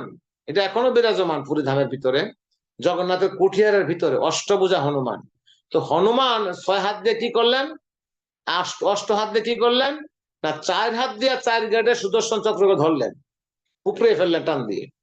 হনুমান তো অত্যন্ত পাওয়ারফুল, 4 গেটের 4 চক্র টান দিয়ে নিলেন, এই গেল 4 হাত। আর 2 হাতে তার গদা আছে, আর আর 2 হাতে উনি ভগবানের নাম, দিব্য নাম জপ করছেন, জয় শ্রীরাম জয় শ্রীরাম জয় শ্রীরাম। এইভাবে করতে করতে হনুমান জগন্নাথের কাছে আসলেন। তখন সুদর্শন ভাবলো, বাপ রে বাপ, এত বড় শক্তিমান, এত বড় শক্তি হনুমানের, আমি প্রত্যেকটা গেটে আমি এমন ভাবে সুদর্শন চক্রকে ফিটিং করেছি, তা উপরে ফেললো, সে উপরে ফেলে দেন হাতে বহন করে নিয়ে আসছে। তখন জগন্নাথ তখন দেখছে সুদর্শন হনুমানের দিকে তাকাচ্ছে, জগন্নাথ বলে, দেখো who is the best devotee, তুমি তো চক্র দিয়া সমস্ত গেট বন্ধ করেছিস, এখন দেখো তোমার চেয়ে আরো বড় ভক্ত আছে। এভাবে ভগবান জগন্নাথ তার ভক্তের অহংকারকে চূর্ণ করে দিলেন। কিভাবে, তখন বললেন এবং সুদর্শনকে বললেন, না এখন থেকে তুমি আমার হাতে থাকতে পারবে না, তোমার যেহেতু অহংকার হয়ে গেছে, তুমি আমার দেখেন জগন্নাথের রথে, জগন্নাথের বেদিতে জগন্নাথের বাম পাশে কিন্তু সুদর্শন অবস্থান করে, লাইক এজ এ স্টিক, এটা দণ্ডের মতো করে এখানে অবস্থান করেন। তখন সুদর্শন ভগবান জগন্নাথের চরণে পড়লে, হে প্রভু, আমি আপনার ঐকান্তিক ভক্ত ছিলাম, আমাকে এত ইয়া করেন না, আপনি আমার অপরাধ ক্ষমা করুন। তখন সুদর্শন বলছে, ঠিক আছে, তুমি যেহেতু আমার কাছে প্রপত্তি নিবেদন করছো, তাহলে তোমাকে আমি একটা বেনেডিকশন দিচ্ছি, তোমাকে আমি প্রত্যেকটা বিষ্ণু টেম্পলের চূড়ায় স্থাপন করবো। প্রত্যেক দেখে সমস্ত বিষ্ণু টেম্পলের চূড়ায় চক্রকে থাকে দেখা যায়। This is non different from Sudarshan চক্র। ওই চক্র দর্শন করা আর ভগবানকে দর্শন করা সেম ফল লাভ করা হয়। চক্রকে দর্শন করতেন কারা কারা? পুরীধামে চক্রকে দর্শন করতেন হরিদাস ঠাকুর, বলা হয়তো তারা বিজাতীয়। তারপরে রূপ সনাতন, ভগবানের মন্দিরে কখনো ঢুকতেন না। রূপ গোস্বামী, সনাতন গোস্বামী তারা ছিলেন হোসেন শাহ বাদশার মন্ত্রী ছিলেন, তারা নিজেদেরকে আউটকাস্ট মনে করতেন। আর হরিদাস ঠাকুর নিজেকে জবন মনে করতেন, মন্দিরে ঢুকতেন না। তখন এর মাধ্যমে চৈতন্য মহাপ্রভু শিক্ষা দিলেন যে না, জগন্নাথকে দর্শন করা আর সুদর্শন চক্রকে দর্শন করা সেম রেজাল্ট। আর চৈতন্য মহাপ্রভু অনেক সময় সুদর্শন চক্রকে দর্শন করে বলতেন, কাহা মোর প্রাণনাথ মুরালি বদন, কাহা যাও কাহা পাও ব্রজেন্দ্র নন্দ। ওই সুদর্শন চক্রকে দর্শন করলে কৃষ্ণকে দর্শন করতে পারতেন। কারণ ওই Chaitanya Mahaprabhu is non different from Shrimati Radharani. তো এখন রাধার ভাবে ভাবিত হয়ে উনি এখানে এই লীলা সংবরণ করছেন। তো এইভাবে সুদর্শন চক্র মানে ইয়াকে নষ্ট করে দিলেন ভগবান। তার কোন ভক্তের কোন অহংকার যেন না হয়, এই জন্য অহংকার হলে সমস্ত আমাদের মানে ধর্মীয় যে স্পিরিচুয়াল যে প্ল্যাটফর্ম আছে, কাম, ক্রোধ, লোভ, মোহ, মদ, মাৎসর্য, এই 6টা জিনিসকে আমাদের পরিত্যাগ না করতে পারলে আমরা স্পিরিচুয়ালি কখনোই অ্যাডভান্সমেন্ট লাভ করতে পারবো না। আরেকটা সুন্দর একটা গল্প আছে, উদয়ন আচার্য আছে, দাসিয়া বাউরি আছে, আপনারা শুনছেন দাসিয়া বাউরি। আমি লাস্ট একটা স্টোরি বলি। দাসিয়া বাউরি ছিল ভগবান জগন্নাথের, আমার মোবাইলে 12% চার্জ আছে। দাসিয়া বাউরি ভগবানের একজন শুদ্ধ ভক্ত ছিলেন জগন্নাথের। তো জগন্নাথের চোখের বর্ণটা কিরকম? চোখটা হলো গোলাকৃতি। জগন্নাথের চোখের কোনো পলক নেই, কারণ জগন্নাথ তার ভক্তদেরকে দর্শন দান করার জন্য সবসময় অপলক নয়। তার জগন্নাথের চোখের কোনো পলক নেই, জগন্নাথ এখনো ঘুমান না। তার কি প্রমাণ? না, জগন্নাথে আমরা রাত 2টার সময় যান, জগন্নাথ মন্দির ভোগ দিতে পারবেন। বলা হয় থাকে 2টা পর্যন্ত জগন্নাথ মন্দির খোলা থাকে, 2টার পর থেকে 3 ঘন্টা জগন্নাথ মন্দির বন্ধ থাকে 5টা পর্যন্ত। ওই 3 ঘন্টা ভগবান কি করেন না, ওই সময় তিনি ঘুমান না, তখন দেবতারা আসেন এখানে ভগবানের সাথে দর্শন দান করার জন্য, ভগবানের দর্শন লাভ করার জন্য। এটার একটা প্রমাণ আছে। একবার বিভীষণ আসছিলেন ভগবানের দর্শন লাভ করার জন্য। বিভীষণ যখন ভগবানকে মন্দিরে ঢুকবেন, তখন দেখছে মানে পট্টদোষী মহাপাত্র ছিলেন তখন জগন্নাথের সেবক, প্রধান পূজারী। তিনি পূজা সম্পন্ন করে যখন তিনি যাচ্ছিলেন, তখন তার সামনে যেটা বিশাল ছায়া বা 15 ফুটের মতো, ত্রেতা যুগের তখন বিভীষণের ত্রেতা যুগের মানুষের হাইট ছিল 15 থেকে 18 ফিট। তো পট্টদোষী মহাপাত্র যখন হেঁটে যাচ্ছেন, তার সামনে একটা ছায়া দেখতে পাইলেন। উনি একটু বিচলিত হলেন, ব্যাপারটা কি, এটা কি এত বড় ছায়া কার? পিছনে ঘুরে তাকে দেখলেন একজন বিশাল আকারের মতো দৈত্যের মতো এক মানুষ। তখন পট্টদোষী মহাপাত্র জিজ্ঞেস, আপনি কে? তখন বিভীষণ তার নিজের পরিচয় দিলেন, আমি রামের ভাই বিভীষণ। তবে আমি খুব খুশি, আমি খুব অত্যন্ত আনন্দিত, আপনি ভগবান জগন্নাথের একজন আদর্শ পূজারী সেবা করছেন, আমি দেখে খুব খুশি হলাম। তো আপনি যে বিভীষণ, তার একটা প্রমাণ রেখে যান। তখন বিভীষণের কাছে বিভীষণ তার হাতে যে আর্মলেটটা ছিল, মানে হাতে যে ব্যাসলেটটা ছিল, এই ব্যাসলেটটা মানে রথের চাকার মতো সমান নাকি শোনা যাচ্ছে। ওইটা পট্টদোষী মহাপাত্রের এখনো তার ভজন কুটিরে গেলে তা দর্শন করা যায়। তো এই যে দেবতারাদের দর্শন করতে আসেন, এর মধ্যে এটা প্রমাণ হইলো একটা বিভীষণ। আর একটা প্রমাণ হইলো একবার নারদ মুনি দেবরাজ ইন্দ্র আসছিলেন আনন্দ বাজারে প্রসাদ খাওয়ার জন্য। তো প্রসাদ খেয়ে দেবরাজ ইন্দ্র চলে যাচ্ছেন। তো এই পান্ডারা প্রসাদ জন্য চাইলেন যে আমাকে রুপি দাও, রুপি দাও, রুপি দাও। তখন নারদ মানে দেবরাজ ইন্দ্র বলছেন, কি রুপি? রুপি তো আমি চিনি না, কারণ মানে সর্বলোকে তো রুপির কোনো ব্যাপার নাই, টাকা পয়সা রুপির কোনো ব্যাপার নাই। তখন হেঁটে চলে যাচ্ছেন, আর ওই পাণ্ডব পিছনে দৌড়াচ্ছেন। তো স্বর্গদ্বারের কাছে গেলেন। স্বর্গদ্বারটা এমন একটা জায়গা, ওখানে যাওয়ার পরে নারদ মুনি দেবরাজ ইন্দ্র বললেন দেখো তুমি আমার স্বরূপ। তখন তার স্বরূপকে উন্মোচন করলেন। উনি যে স্বর্গের মানে দেবরাজ ইন্দ্র, সেটা উনি উন্মোচন করার পরে তখন ওই পান্ডা ওনার চরণে পতিত হলেন। তারপরে দেবরাজ ইন্দ্র তার বাহন নিয়ে মানে স্বর্গলোকে গমন করলেন। তো ওই তখন থেকে ওই জায়গার নাম বলা হয় স্বর্গদ্বার। আর যেখান থেকে মানে ওখানে এখন অসংখ্য লাশ পোড়ানো হয়। উদ্দেশ্য একটাই, ওখানে পড়লে সবাই স্বর্গলোক গতি লাভ করবে। কিন্তু ভক্তরা স্বর্গলোক যেতে চায় না, এটা হলো মূল কথা আর কি। তো এভাবে ভগবানের দেবতারা যে জগন্নাথের কাছে আসেন সেটা হলো প্রমাণ। তো এই জগন্নাথ তখন এই উদয় দাসিয়া বাউরি জগন্নাথের চোখে পড়েছিলেন। জগন্নাথের চোখের হলো গোলাকার, জাস্ট আছে কাঠ হইল মানে চাকার মতো গোলাকার। তো জগন্নাথের চোখের আউটার লেয়ার হলো লাল, মাঝখানে সাদা, তার মাঝে সাদা, তারপর হলো কালো অংশ। আউটার সার্কুলার লেয়ারটা হলো রেড। এটা হলো কি, জগন্নাথের চোখে লাল বর্ণ কেন না, জগন্নাথ ভক্ত বিরহ অনুভব করছেন। জগন্নাথ যখন বৃন্দাবন ছেড়ে যখন মথুরা ছেড়ে যখন দ্বারকা চলে গেলেন, তো 100 বছর সেপারেশনে ছিলেন। কিন্তু জগন্নাথ তখন তিনি তার চোখের চতুর্পাশে তখন উনি বিরহ অনুভব করতেন। আর মাঝখানে একটা মিটিং পয়েন্ট, সাদা পোর্শন হলো মিটিং পয়েন্ট অফ ব্রজগোপিয়ান, এটা হলো কুরুক্ষেত্রকে ইন্ডিকেট করে। আর মাঝখানে কালো অংশ হলো জন্ম মৃত্যু জরা ব্যাধি। এটা সংক্ষেপে এই জগন্নাথ এই চোখের বর্ণনা দেখে জগন্নাথ যখন রথযাত্রা শেষ করে দাসিয়া বাউরি যখন বাড়ি গেছেন, বাড়ি যাওয়াতে তাকে তার স্ত্রীকে বলছেন আমাকে একটু খাওয়া দাও, আমি ক্ষুধার্ত। তখন দাসিয়া বাউরির স্ত্রী একটা লাল মাটির পাত্র নিলেন, তার মধ্যে অন্ন দিলেন, আর মাঝখানে দিলেন কিছু পিনাট। পিনাটটা দেখতে একটু কালো, তাহলে রেড, হোয়াইট এন্ড ব্ল্যাক। ওইটা দেখে প্রেমে নৃত্য করতে লাগলেন Dasia Bauri. Oh this is the eye of Jagannath, this is my lord, this is the lord of my life. আমার প্রভু, আমি কিভাবে পান করি, এটা কিভাবে খাই।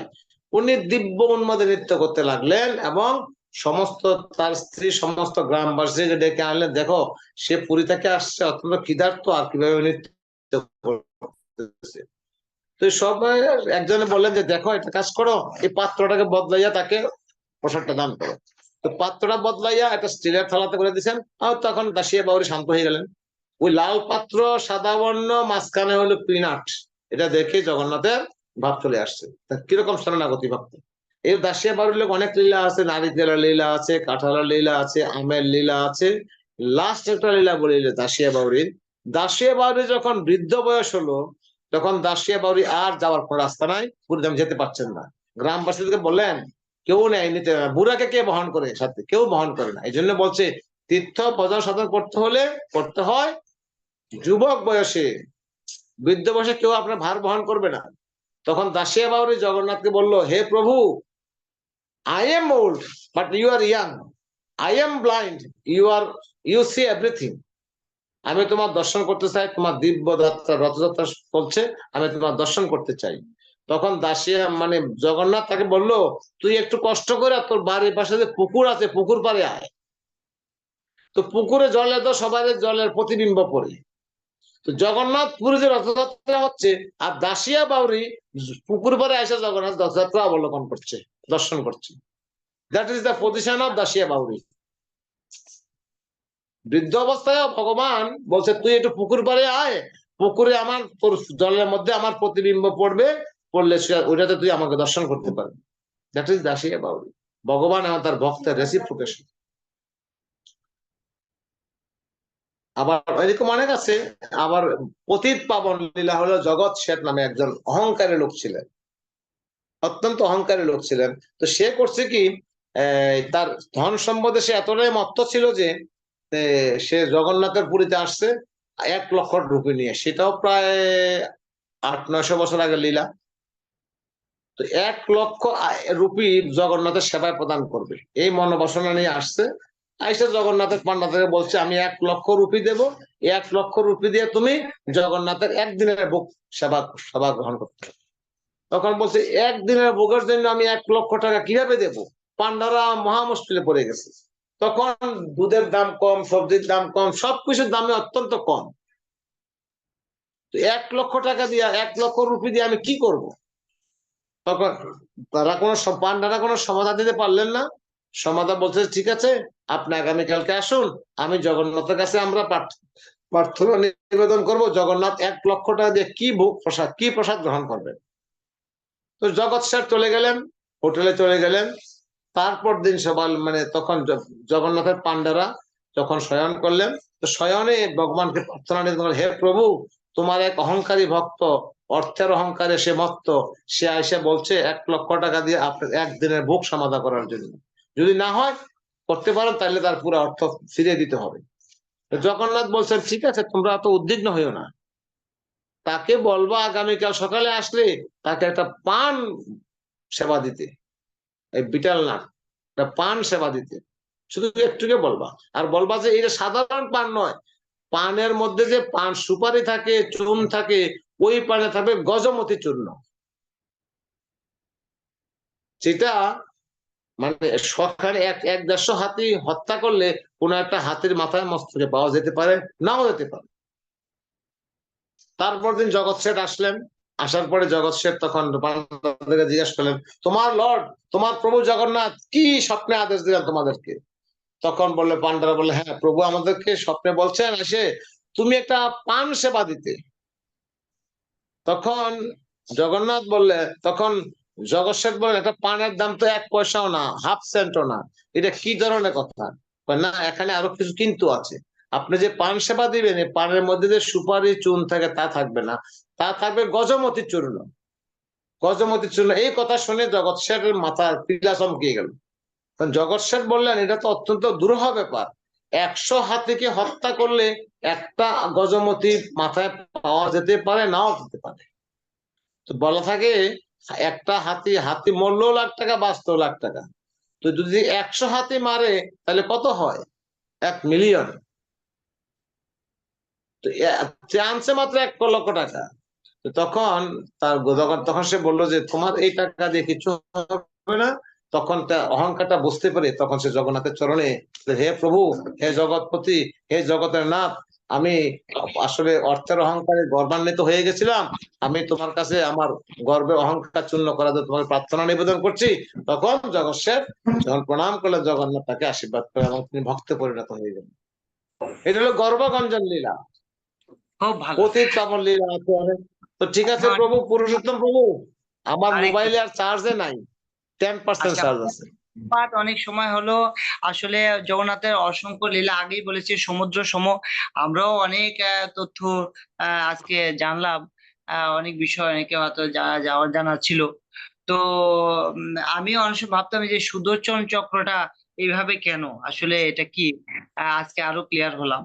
তো শুধু ভক্তবৃন্দ, আপনারা যারা এখনো অনেকে ভিডিও অন করে আছেন, যারা অফ আছেন, আমি অনুরোধ করবো একটু ভিডিওটা অন করার জন্য, যাদের যদি কোনো সমস্যা না থাকে। তো আপনাদের যদি কারো কোনো জিজ্ঞাসা থাকে, আমরা সর্বোচ্চ তিনটে জিজ্ঞাসা নেব, আপনারা করতে পারেন আজকের প্রশ্ন আলোচনার প্রেক্ষিতে।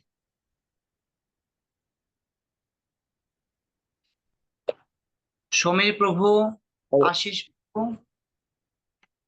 সর্বজ প্রভু, মনসী প্রভু, আপনাদের কারো কোনো জিজ্ঞাসা আছে? পরশুরাম প্রভু। হরে কৃষ্ণ। একজন হাত তুলতে জান তো? হুম, হরে কৃষ্ণ বলুন। প্রভু, দণ্ডবোধ প্রণাম প্রভু। হ্যাঁ হ্যাঁ, হরি বল, হরি বল। হরিবল প্রভু, অনেক সুন্দর প্রভু। আপনি আজকে যে জগন্নাথ লীলা প্রথম থেকে যেভাবে আপনি শুরু করেছেন, অনেক কিছু আজকে জানলাম এর মাঝে। তো প্রভু, আমার একটা বিষয় জানার ছিল, যেটা পার্বতী দেবীর যে কথাটা বলেছেন মহাপ্রসাদ। হ্যাঁ আমরা এখান থেকে যুক্ত হয়েছি, একটু পরিচয় দিয়ে কথা বলতে। হ্যাঁ প্রভু, আমি ঢাকা থেকে বলছিলাম প্রভু, আমার নাম ষড়ভুজ চৈতন্য দাস। তো প্রভু, যে পার্বতী দেবীর যে লীলাটা বলেছিলেন, প্রসাদের লীলাটা, তো পার্বতী দেবীর যে নামটা বিমলা দেবী কেন হলো প্রভু, এটা একটু বলেন। সেখানে তো পার্বতী দেবী হিসাবেই থাকতে পারতো, এটা একটু। না, পার্বতী দেবীর মানে দুর্গা দেবীর অনেক নাম আছে। হ্যাঁ, দুর্গা দেবীর অনেকগুলো নাম আছে। তখন বলছিল যে কলিযুগে তুমি আমাকে আমার কুঠিয়ার ভিতরে বিমলা দেবী নামে পরিচিত হবা। বিমলা দেবী হইলেন মানে যোগমায়ার অবতার, বিমলা দেবী। তো বিমলা দেবী আবার কিছু কিছু অনেক কিছু ফাংশন আছে বিমলা দেবীর। যখন জগন্নাথের নবকলেবর হয় তখন বিমলা দেবী তাদেরকে স্বপ্নে আবির্ভূত বলেন, ওখানে এই বৃক্ষটা আছে, ওখানে এই বৃক্ষটা আছে। বিমলা দেবী ভগবানের অত্যন্ত কৃপা লাভ করেছিলেন। এটা আশীর্বাদ স্বরূপ আর কি। এটা জগন্নাথের আশীর্বাদ স্বরূপ এই নাম। হরে কৃষ্ণ। তো ধন্যবাদ। হরি বল। আর কারো কোনো জিজ্ঞাসা? হরে কৃষ্ণ, ধন্যবাদ, হরে প্রণাম। কৃষ্ণ। চরণে রাম বল্লদেব প্রভুকে আজকে আমি আমার ষষ্ঠ প্রণতি জ্ঞাপন করছি। যে তত্ত্বগুলো আমরা জানতাম না, উনি খুব সুন্দরভাবে আমাদের সেই তত্ত্বগুলো উনি জানিয়ে দিয়েছেন, এবং ওনার মাধ্যমে আমি অনেক অনেক কিছু তত্ত্ব আমি জানতে পারছি, যেগুলো আমার জীবনে কাজে লাগবে। আর প্রভুকে যে বলছেন যে জগন্নাথ দেব চারজনের আহ্বানে আমাদের এখানে আসছেন। প্রথম হলেন ব্রহ্মা, তারপরে নারদ মুনি, তারপরে হলো যে বিমলা দেবী, আর হলো নারদ প্রদ্যুম্ন, হ্যাঁ, মহারাজ।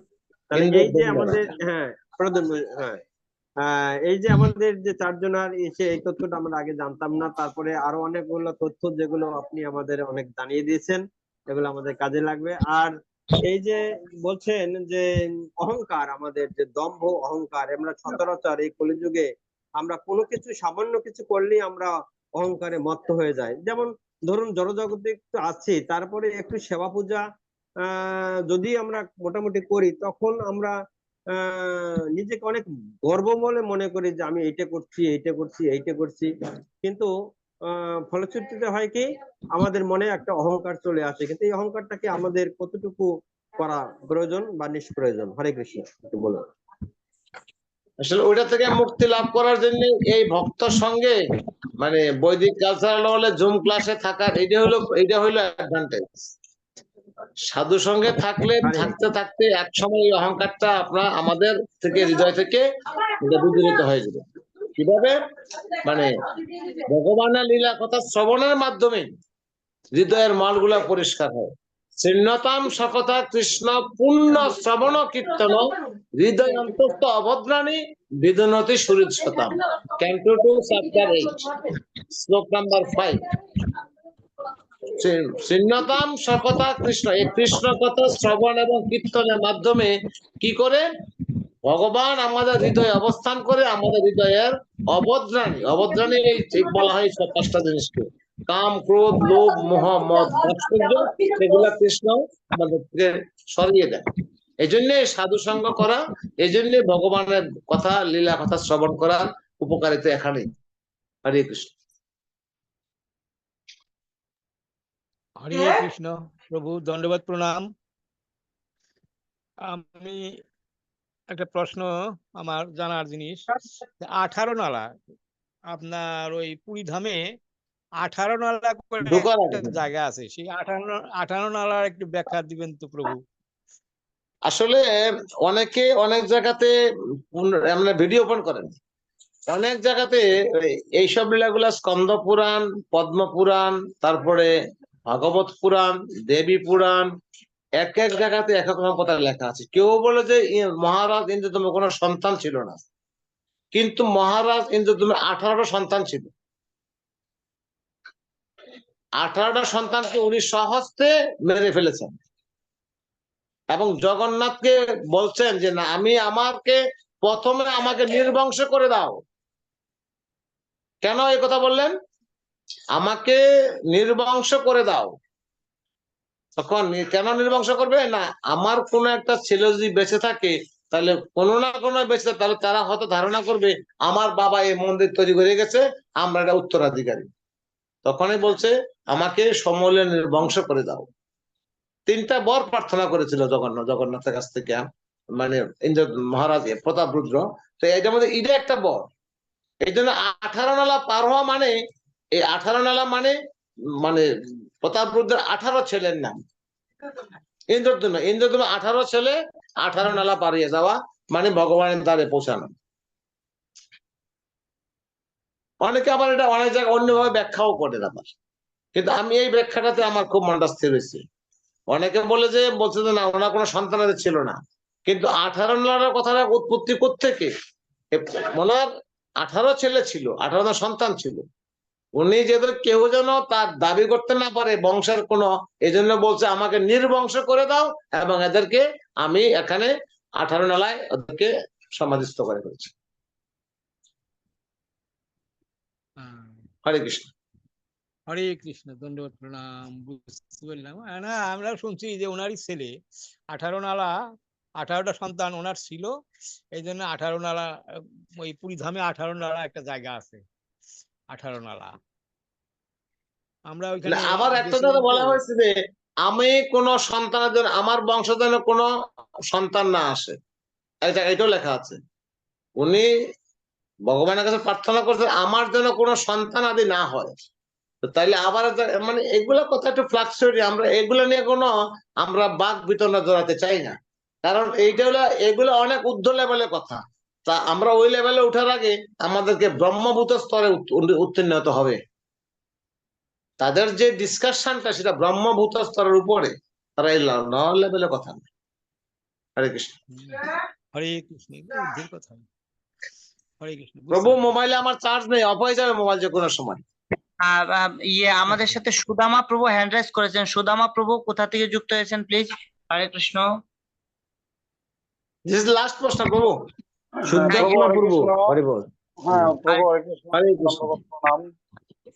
প্রভু কোথা থেকে? আমি হচ্ছে প্রভু শ্রীমঙ্গলে, আমাকে গত ক্লাসে সঞ্জয় প্রভু এড করেছিল, যে সংকীর্তন প্রভু ক্লাসের স্টুডেন্ট আমি। হ্যাঁ, বলুন প্রভু। ভক্তি প্রভু, আপনারা সবার বৈষ্ণবের চরণে আমার দণ্ডবত প্রণতি। প্রভু ক্লাস এত সুন্দর, এত ইনফরমেটিভ, সত্যি আমি অভিভূত। প্রভুর কাছে আমার ছোট্ট একটা নিবেদন ছিল জানার জন্য আর কি, যদি প্রভু কৃপা করে আমাকে একটু বলুন প্রভু, বলুন। প্রশ্নটা হচ্ছে যে প্রভু বলছেন একটা জায়গায় যে এই যুগ মায়া, এই যে মহামায়া, যে প্রসাদের লীলার মধ্যে দেবী পার্বতী হচ্ছে আমাদের মাতা, ঠিক আছে, আর পিতা হচ্ছে শিবজি। এখন আমরা যদি গীতার আলোকে দেখতে পাই যে ভগবান বলেছেন যে মমিবাংশ জীবলোকে ভূত সনাতন, এই পৃথিবীতে সমস্ত জীব আমার বিভিন্ন অংশ। এখন প্রভু এই জিনিসটা, আর মানে এই জিনিসটা যে ভগবান তো বলছে যে আমি পিতামহস্য জগৎ মাতা দাতা পিতামহ বেদং পবিত্র ওঙ্কার ঋক্ষাম যদুরেবচ। এখন এখানে গিয়ে আবার পার্বতী দেবী এই মাতা, শিবজি পিতা, ঠিক আছে। আর প্রভু আরেকটা প্রশ্ন, যে ব্রহ্মপুত্র স্তর যদি মানে যেটা কি নির্গুণ স্তর কি প্রভু ব্রহ্মপুত্র স্তরটা? ব্রহ্মভূত স্তরটা হলো মানে এটা কিন্তু সত্যগুণের মধ্যে পড়ে, একদম নির্গুণ হবে না, নির্গুণ হবে না, নির্গুণ স্তরে উত্তর। ব্রহ্মভূত স্তরটা একটা স্তর, যেই স্তরে আমরাকে আত্ম উপলব্ধির পন্থাটা অত্যন্ত বেশি থাকে, জড়জাগতিক মানে কোনো ডিজায়ার থাকে না। ওই স্তরটার উপর হলো নির্গুণ স্তর। নির্গুণ মানে নির্গুণ স্তরে উত্তীর্ণ হতে হবে, তারপরে আমাদের ভিতরে আমরা ভগবানকে আমরা হৃদয়ে অনুভব করতে পারবো। একটা শ্লোক যে প্রভু একটা শ্লোকে যে আমরা পাই যে ব্রহ্মভূত প্রসন্ন আত্মা ন সতী ন কান্ত, এটা কি প্রভু তাইলে স্তরে পড়ে, মানে সত্যগুণের স্তরেই পড়ে প্রভু এই শ্লোকটা? সত্যগুণের স্তরে আমরা অবস্থান করছি, সত্যগুণের স্তরে, নট নির্গুণ। আচ্ছা, মানে এটা। আর মাতা পার্বতী দেবী হলেন এই জড়জগতের মাতা, কারণ দৈবী হেসা গুণময়ী, এখানে ভগবান এই কথা বলেছেন। ওই দৈবী বলতে মাতা পার্বতীকে বোঝানো হয়েছে। দৈবী হেসা গুণময়ী মম মায়া দূরত্বয়া, আমার এই ভগবান দায়িত্ব দিয়েছে পার্বতীকে, তুমি এই জড়জগৎকে কন্ট্রোলার হলো তুমি। এই জন্য জড়জগৎ বলা হয় একটা কারাগার। এই কারাগার থেকে আপনি নিজের ইচ্ছা বেরোতে পারবেন না। কখন বেরোতে পারবেন? যখন মানে ভগবান, যখন তার চরণে আপনি সারেন্ডার করবেন। আপনি যখন মার কাছে হে মা দেবী দুর্গা, উনি বছরে একবার আসেন আমাদের দর্শন করার জন্য, আমরা তাকে ধন সম্পদ প্রতিপত্তি রাজা হওয়ার জন্য বাসনা করি। অ্যাকচুয়াল বাসনাটা কি দুর্গা পূজার অন্তর্নিহিত মাহাত্মটা কি? কৃষ্ণ ভক্তরাই বুঝে। দৈবিহেষা গুণময়ী মম মায়া বিরক্ত। হে মাতা, তুমি আমাকে তোমার 3 গুণ সত্য রজ তম, এই 3 গুণ থেকে তুমি আমাকে নির্গুণ স্তরে উত্তীর্ণ করে দাও। এটা হলো আমাদের একমাত্র চাওয়া। এই জড়জগতের কারাগারে আমরা বন্দী আছি, এটা আছি আমরা দেবী দুর্গার আন্ডারে। আমরা ইচ্ছা করলে এখান থেকে বাইরে হতে পারবো না। যেমন কোন অপরাধ করলে জেলখানায় ঢুকে, জেলখানাতে বাইরে হইতে হলে সুপারিনটেন্ডেন্ট যেমন জেলার অনুমতি লাগে। এই জন্য আবার এই জড়জগৎ থেকে বাইরে হইতে হলে দেবী পার্বতীর অনুমতি লাগবে। আদারওয়াইজ এই মায়া থেকে কখনোই মানে বাইরে হওয়া যাবে না। হরে কৃষ্ণ। প্রভু, আমার মোবাইল এক্ষুনি অফ হয়ে যাবে প্রভু। না, ওকে। তো প্রভু, প্রভুকে অনেক ধন্যবাদ বডি কালচার ওয়ার্ল্ডের পক্ষ থেকে। প্রভু এত সুন্দর প্রবচন দিলেন, অনেকদিন পর প্রভুর প্রবচন আমরা শ্রবণ করলাম। আবার সামনে শ্রবণ করার প্রার্থনা করি। আর শুধু ভক্তবৃন্দ, আপনারা প্রভু আপনার চরণে সবার ধন্যবাদ। মঞ্চা কল্পতরুবচ্চ কৃপা সিন্ধু ব্যবচ্চ পতিতানাং পাবনেভ্যো বৈষ্ণবেভ্যো নমো নমঃ। বৈদিক কালচারাল ওয়ার্ল্ডের সমস্ত প্রভুজি মাতাজি শ্রীচরণে আমার দণ্ডবত প্রণাম। কোন ভুল ত্রুটি করে থাকলে আমাকে ক্ষমা করবেন। আপনি আমাদের সন্তান তুল্য। আসলে পণ্ডিত প্রভু আমাকে বেশি মহিমা প্রকাশ করে, আসলে আমি তার অধিকারী নই। সমস্ত আমি জ্ঞানের অধিকারী হলেন পুরুষোত্তম পণ্ডিত দাস। উনি আমাকে স্মরণ করছেন, তাতে আমি নিজেকে গর্ববোধ করছি আর কি। আমার সবাই কৃপা করে আমাকে হরি বল, আমরা ধন্য আপনাকে পেয়ে। আপনাকে হরি বল, হরি বল। যখনই শিশির প্রভু, গোবিন্দ গোপাল দাস। শিশির প্রভু, হরে কৃষ্ণ, হরে কৃষ্ণ। আসলে ধামে এসে আরো বেশি ব্যস্ত হয়ে গেছি। আমরা মোবাইলটা চার্জ দেওয়ার সুযোগ পাইছি না। আচ্ছা, শুধু ভক্ত, আপনাদের উদ্দেশ্য বলছি, আমাদের সকালবেলা যে ভাগবতম পাঠ হয় সেখানে প্রভু একটি শ্রীমদ ভাগবতমের একটি অধ্যায় পাঠ করে আমাদের শ্রবণ করানোর সম্মতি জ্ঞাপন করেছেন। আমরা প্রাতঃকাল থেকে আমরা শ্রবণ করব। এখন তো আমাদের 14দশ অধ্যায় চলছে, তারপরে একটা চ্যাপ্টার প্রভু আমাদের শ্রবণ করাবেন। প্রথম অধ্যায় 14 নাকি? First canto? হ্যাঁ হ্যাঁ হ্যাঁ, প্রথম স্কন্ধের এখন 14দশ অধ্যায় চলছে। আপনি এরপরে একটা চ্যাপ্টার আমাদের শ্রবণ করাবেন, আমি জানাবো। হ্যাঁ, আর আপনারা, হ্যাঁ অবশ্যই আপনারা সবাই যুক্ত হবেন সকালবেলা। তো প্রভুর সর্বাঙ্গীন মঙ্গল আমরা প্রার্থনা করে প্রভুর পরিবারের সবার উদ্দেশ্যে, জগৎ সেবিকা মাতা অভয় নীলাদ্রি সবার জন্য আমরা একবার হরিনাম উচ্চারণ করব। হরে কৃষ্ণ, হরে হরে কৃষ্ণ, হরে কৃষ্ণ, কৃষ্ণ কৃষ্ণ হরে হরে, হরে রাম, রাম রাম হরে হরে।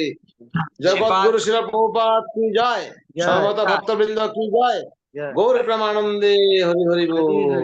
আমার মোবাইল কালো হয়ে গেছে। হরে কৃষ্ণ। একটি বিশেষ ঘোষণা, আগামী সপ্তাহে মঙ্গলবার 23 তারিখ আমরা ইসকন অন্যতম আচার্য নিত্যানন্দ প্রবিষ্ট ওম বিষ্ণুপাদ শ্রীমৎ ভক্তিচারু স্বামী গুরু মহারাজের তিরোভাব তিথি উপলক্ষে আমরা স্মরণ স্মৃতি সভা করব। আপনারা যুক্ত হবেন। আগামী সপ্তাহে আমাদের সাথে শ্রীধাম মায়াপুর থেকে শ্রীপাদ সীতাপতি দাস ব্রহ্মচারী প্রভু, আমেরিকা থেকে শ্রীপাদ গদাধর পণ্ডিত প্রভু, এবং বাংলাদেশ থেকে আমাদের প্রবক্তা থাকবেন। তো আমরা এভাবে 5 জন প্রবক্তার কাছ থেকে গুরু মহারাজের গ্লোরিফিকেশন শ্রবণ করব, এবং কীর্তন করবে আমাদের মনস্বী প্রভুর কন্যা ঢাকা থেকে। তো আপনারা সবাই আমাদের সাথে যুক্ত হবেন। সবাইকে আগামী সপ্তাহে আমরা আমন্ত্রণ জানাচ্ছি। হরে কৃষ্ণ। আচ্ছা, গোবিন্দ গোপাল প্রভু আমাদের সাথে এখনো যারা আছে, আজকে নবীন আমাদের সাথে যুক্ত হয়েছে, এরকম কে আছে? আমরা একটু তাদের ধন্যবাদ দিয়ে আজকে বিশ্রাম রাখছি। পুরুষোত্তম প্রভু, হরি বল। আমাদের জগতাত্মা প্রভু যুক্ত হয়েছেন। তারপরে জগতাত্মা প্রভু কোথা থেকে? মায়াপুর থেকে।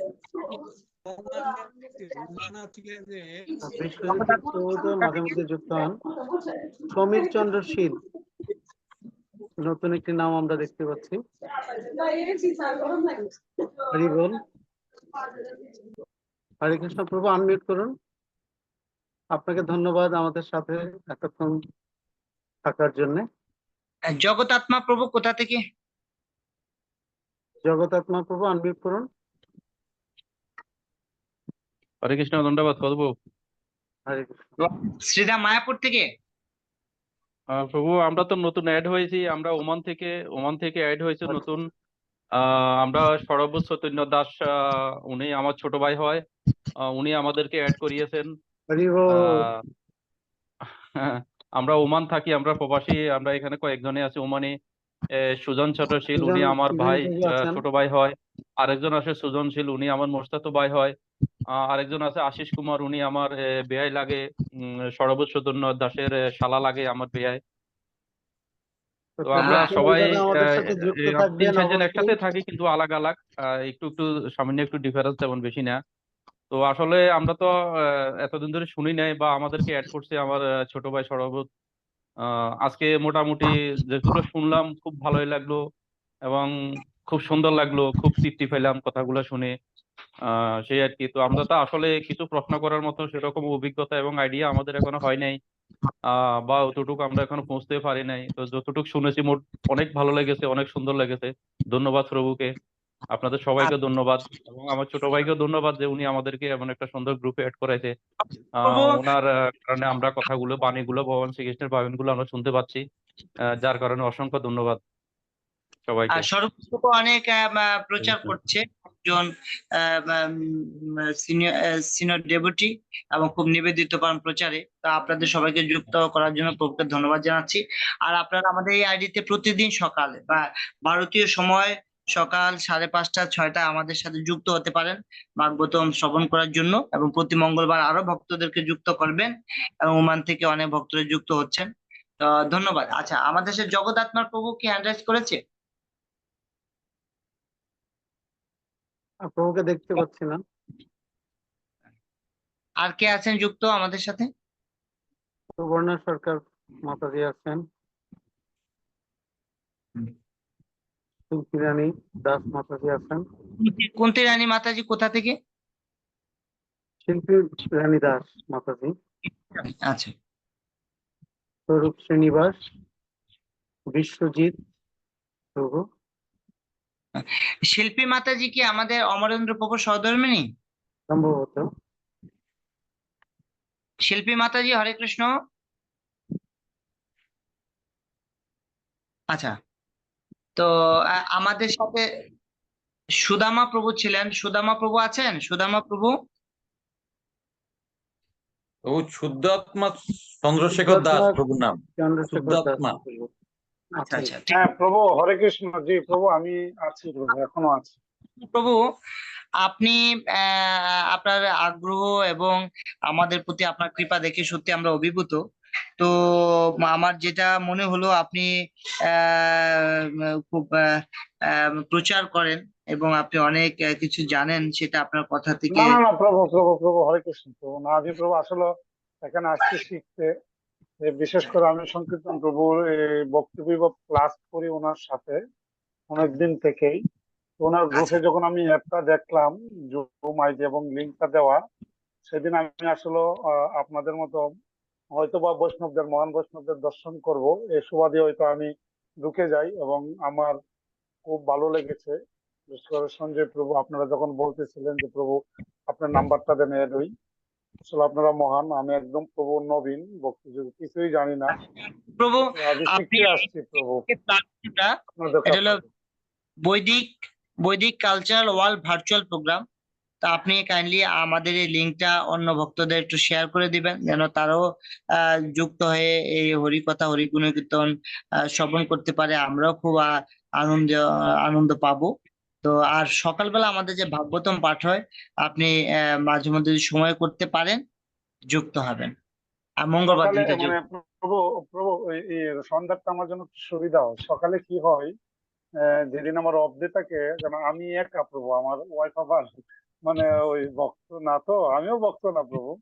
আমার ওয়াইফ আবার আচ্ছা, একা একা ওই যে রান্না করা, পূজা টুজা দেওয়া, আবার অফিস থাকে, তো 8:30টায় গাড়ি থাকে, তখন প্রভু আমার জন্য একটু ইয়ে হয়ে যায় আর কি। তারপর ঠিক আছে। আপনাদের বৈষ্ণবদের কথা প্রভু যুক্ত হয়ে শ্রবণ করতে পারেন, জুমে যুক্ত হয়ে সেবা করতে পারেন, হ্যাঁ শ্রবণ আবার ভিডিও হ্যাঁ তো ওপেন। আর যেদিন অনেক আপনার সময় অফিস, আমার ভিডিওটা বন্ধ থাকবে, অনেক হ্যাঁ সময় হ্যাঁ, বন্ধ থাকে। আপনি আমাদের সাথে থাকবেন। ওকে, তো হ্যাঁ ঠিক আছে। অবশ্যই প্রভু, আপনার